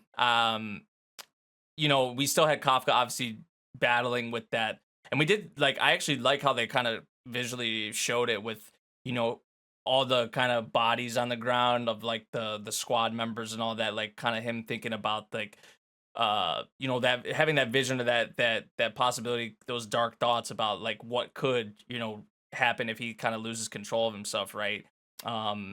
And yeah, we ultimately did obviously see him be able to turn into into Kaiju number 8, of course. Kikuru especially played a big part in helping him with that, being there for him, and him not wanting to let the people who have been there for him, like he doesn't want to let them down, right? And it's a simple message, but it's effective, I feel like. Also, we saw obviously Gen is still out here showing out. It really been the Kikuru. It's mostly been the Kikuru and Gen show so far with some of the the beginning of this season, but also obviously Kafka was pretty badass in this episode finally after seeing him struggle to transform. So I did like seeing that with this episode, but yeah, a pretty action-packed episode, I would say, as a lot of Kaiju number 8 episodes I feel like are. But I enjoyed it. It was fun. It was nice. But I don't really have much else to add outside of that. So Believe in the me that believes in you. Anyway, Anyway, Mia's mom, the Valkyrie, fucking True. phenomenal. Rest in peace to the goat. Kafa, he's getting there. Gen's Sakamoto still a G, days. though. Huh? Gen? Gen's still Oh Gen. yeah. It's Sakamoto days. Yeah, Gen's been showing out. Gen's been showing out. Him and Kikuru really like the beginning. Also, we did get some of Kikuru's past with her mother. I feel like that was definitely something Valkyrie. to note. Yeah, like you just mentioned. Yeah, in this episode too. So that's a shout. But yeah, Sakamoto days. I feel like this episode we did ultimately. Obviously, Sakamoto has been fighting. I forget what his name is honestly, but they gave us like the backstory with him, and honestly didn't really care all too much for the backstory with him. But I feel like the highlight for me or something I got really excited about with this episode was how it left off. Seeing our the main antagonist. It was actually really cool how they did that. So seeing him for the first time for a lot of people. Yeah. But Sakamoto days honestly really didn't have much to discuss either when it came to the. I mean, you gotta put respect on Granny. Come on now, she healed everybody up to 100%. I mean, That was last week. Oh, I guess she did it this week, right? Yeah. But no, to see Gaku, see Slur, very brief, About but to enter, yeah. Yeah, that was like the highlight of the episode for me. But like we really just saw Sakamoto deal with one of the. I mean, I wouldn't say he's like fodder, but he's kind of like fodder, but Definitely fodder. But like maybe an unnecessary backstory for a character like him. I don't know. Like also gets revealed that all of the prisoners were after each other as well, which is fun. Yeah. So they were always. They were gonna take out each other. They were gonna take out each other anyway. Like it was gonna end up like that. So. But Gachiakuta, am I the only one that watched it this week? Yeah, but I have read the manga, so I know what's her name gets introduced in this episode. We got to see Simiao. Ryoko Matoi come out of nowhere. Ryoko Matoi started fighting some people. The scissors. She rides on her scissors instead of using them as a scissors blade. So there's that. She did a ground pound from very high up in the air and killed this guy. It was pretty neat. We got the black chick from Solo Leveling who can read people's auras, who read our main character's aura and noticed something but didn't say anything about it. And I heard from our guest actually that apparently she can see the future, so that's a thing, I guess. So she noticed that he has pretty good athletic ability and he's pretty earnest and he has a lot of good potential and stuff like that.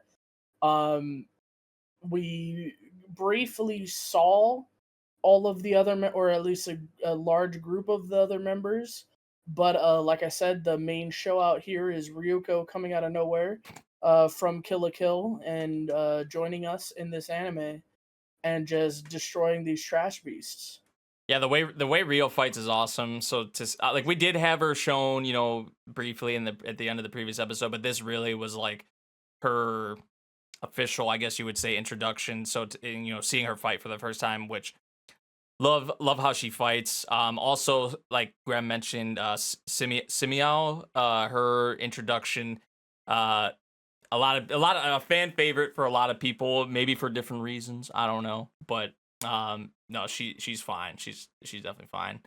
But yeah, I haven't watched the episode yet for this, but I have read the manga, so I did know that Simiao was gonna get introduced in this episode. You're gonna see Rio show out, and that's what we had with this episode of Gachiakuta.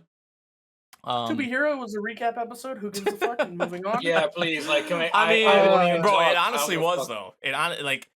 There were some things they kind of filled in, like the thing with Vortex dying on the plane or whatever, which is that was something we didn't know. Yeah, that was new. I feel like that's obviously important.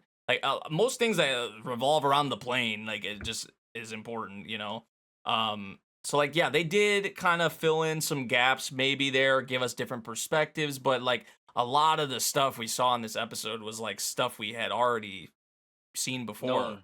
Yeah, like I was kind of mind blown how long they went through with it. Like I was like, man, they're really just gonna play out this whole thing again, like the car ride, them at the campsite or whatever, like how they were eating, how they were all like the fear, the whole fear thing, even Johnny running into the woods. Like we saw all of this before, and I'm just like, you know, it like I get wanting to do it from like a different perspective, and yeah, there were other bits in here that like, you know, I mentioned with Vortex, and then obviously there's some other shady business going on, and that I'm sure we'll get more as we go along, but you know, some things may not be how they seem, I guess.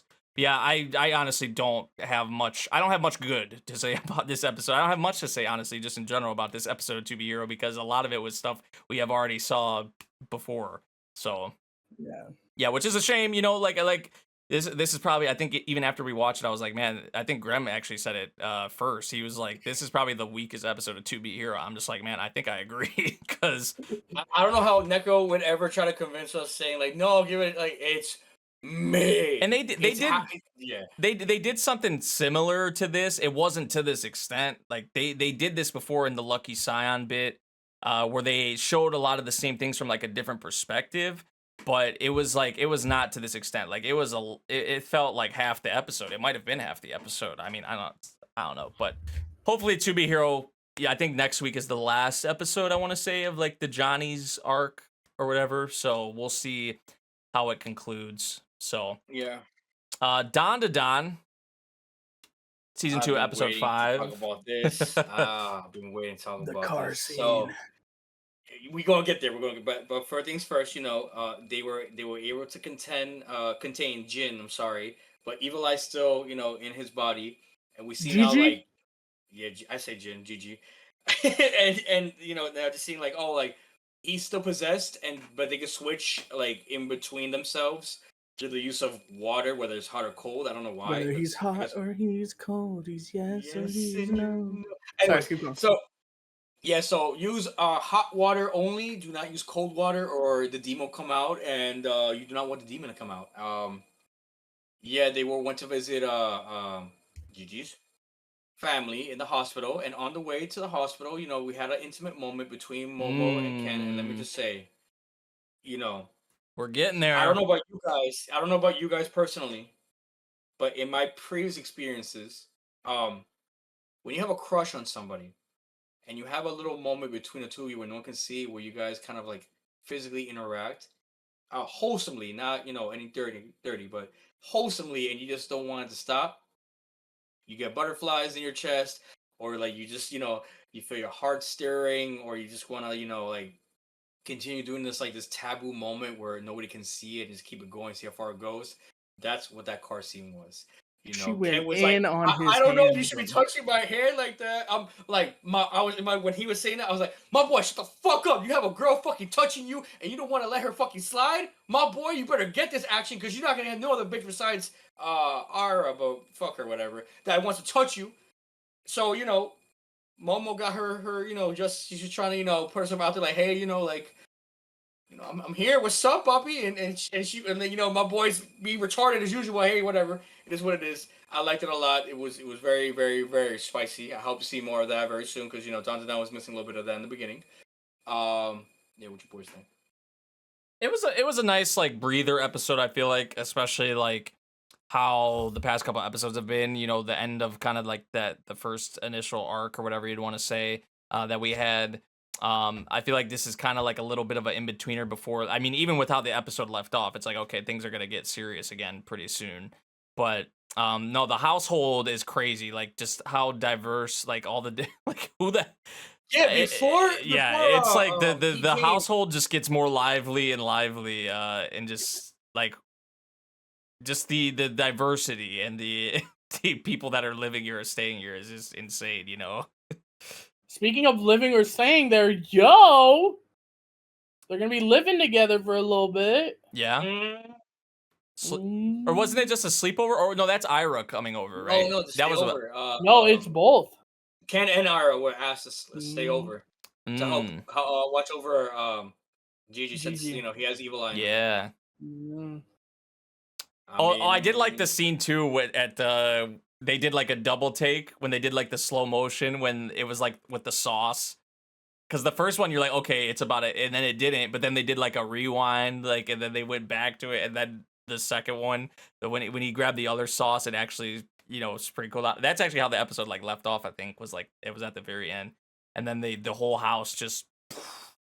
So yeah, bit of a breather episode. I feel like more comedic, a lot of shit happening in the house, like in the background. Like if you kind of watch and pay attention, like some of the things that the characters like do in the background is just like so goofy. But yeah, nice little chill in terms of Dandadan's standards. Like this was more chill than I feel like what we're accustomed to with the series. But with how it left off, things are gonna be getting more serious, more intense again soon. So, yeah. Any final thoughts for Dandadan, or you guys want to move on to? I just want to put out for the record, right? Because you were speaking about this, and I just had a really funny moment. Hana was saying, and Hana is referring to I don't know if you guys know the doll, the human doll that was from the school. He was talking to everyone last episode about like, No, Hana's his girl. Oh, I'm sorry, not Hana. What's his name? I'm so sorry. Why did I say Hana? I'm so sorry. You're right. Wait, right. are you talking about the human doll? Oh, Taro. Taro. Thank you. I'm sorry. That's like Hana. He was saying, "Oh, like how am I supposed to, sleep with Hana if I'm like this?" And I'm just like, "Huh? Do you even have Diggy? Huh?" I really took a minute to like sit down, like, are we really talking about this? Like, is the anatomy like showing there in Japan? Shit, because it's definitely not showing in the U.S., my boy. I'd say that much. That was a hilarious moment. And the evil granny, not our granny, the other granny, with Jessica Lopez, Anaconda, that girl, I don't forget her name. She is actually Alien herself, which was a big plot twist. So now Momo gotta watch her back. She got ops now on her. Yeah, I'm kind of scared. I'm kind of scared for Momo. Yeah, I was like, yo, my boy Ken gotta, he better start pulling his weights because now, he got more. And they always use Momo as the subject of the evil. They're always after her, and nobody else. It feels like, yeah, we not. I mean, at least I'll say here, I don't want to see more of that. Can we? We've seen it already 2 times in 2 separate fucking seasons. Can we move on? We're gonna see that again in the 3rd season. Like animators, I'm starting to like doubt you guys a little bit. Like, something sussy here, my boy. But all right, with that said, we can move on to our rankings of the week. So Crash, start us off. What you got? I love how my top 10 Vash. is on Vash. You're Vash this week. I guess you're setting up. You're setting up Vash. Definitely Vash would not do this because he definitely would have rented girlfriend. Rented girlfriend in there. It's like, whoa, Vash. Turn a new leaf. Quick for you guys. Wow, crazy, run boy. I knew you'd see my way. Number 1, Takopi's Original Sin. The ending was phenomenal. Definitely give it a 10 out of 10. Highly recommend. Don't watch if you're not mentally there. Definitely contender for Anime of the Year. Number 2, Rent a Girlfriend Season 4. I didn't bring it up. I was gonna do an honorable mention, but Ruka, mommy, that kiss, and I'm want to bring it up a while ago. A lot of kiss scenes for week 5 of the anime season or for the summer season. A lot of kiss scenes. So definitely, my girl, she went in tongue to and all, and you see the water coming down. I'm just saying, it was spicy for Rent a Girlfriend. That's what I like to see. Last episode was a little okay, but now we're picking it back up. We're getting fire here. I don't care what nobody says. Rent a Girlfriend would be top right now, so I'm happy for that. Number 3, Call the Night Season 2. You can go back to the time codes that we discussed about for that. Number 4, Ratsui-kun's asshole is about to collapse again. I'm just gonna bring up, you already see my background. My boy's standing on business. Standing up for this chick. That stalker was not okay to do. Like, don't do that. Like, if a girl tells you, yeah, I don't like you, don't be creepy and just keep following. Like, you're done, so bro. Keep moving on. There's other fish in the sea. I'm glad they had a moment. I kind of feel bad also because there are 2 girls now fighting for this one guy, but at the same time, like, it's hard to decide. Like, I want to root for you, but I also want to root for you, and then potentially, I don't know. I please fuck not, but maybe sister question mark? I don't know. Number 5, dealing with Mikano sisters is a breeze. That kiss scene, boys. You guys are missing out. That kiss. Anyways, number 6, Dandadan season 2. Number 7, A Couple of Cuckoo season 2. I did want to bring up a photo. Unfortunately, I can't. But we getting this harem building up, boys. We really are, and I'm just so happy that we finally are able to, decide on maybe potentially one or another. But I is definitely a contender for this season. I don't know. Oh, there we are. We got the 4 girls there now. Oh. Okay, so I want. I like everybody right now. I really do. I even like the sister. But it can only be one girl. And all I can say is, may the best girl win, because my boy has a really hard choice to make. Very fine shites out there, very good potential waifus. But we'll see. We'll see what happens. Number 8, My Dress Up Darling season 2. Yeah, it was a little low, surprisingly, and I don't want nobody to kill me, but I didn't think it was a crazy event episode, despite everything else that we talked about. Number 9, There Is No Freaking Way I'll Be Your Lover Unless, and number 10, The New Panty and Stocking with Garter Belt. It was a little touching, to say the least. Love your pets. Always love them. Rest in peace to, Vibe, because she is definitely a vibe. And, yeah, that's my top 10 for the week. Alrighty, Grem? Off the dome. All right, let's go. What do I got?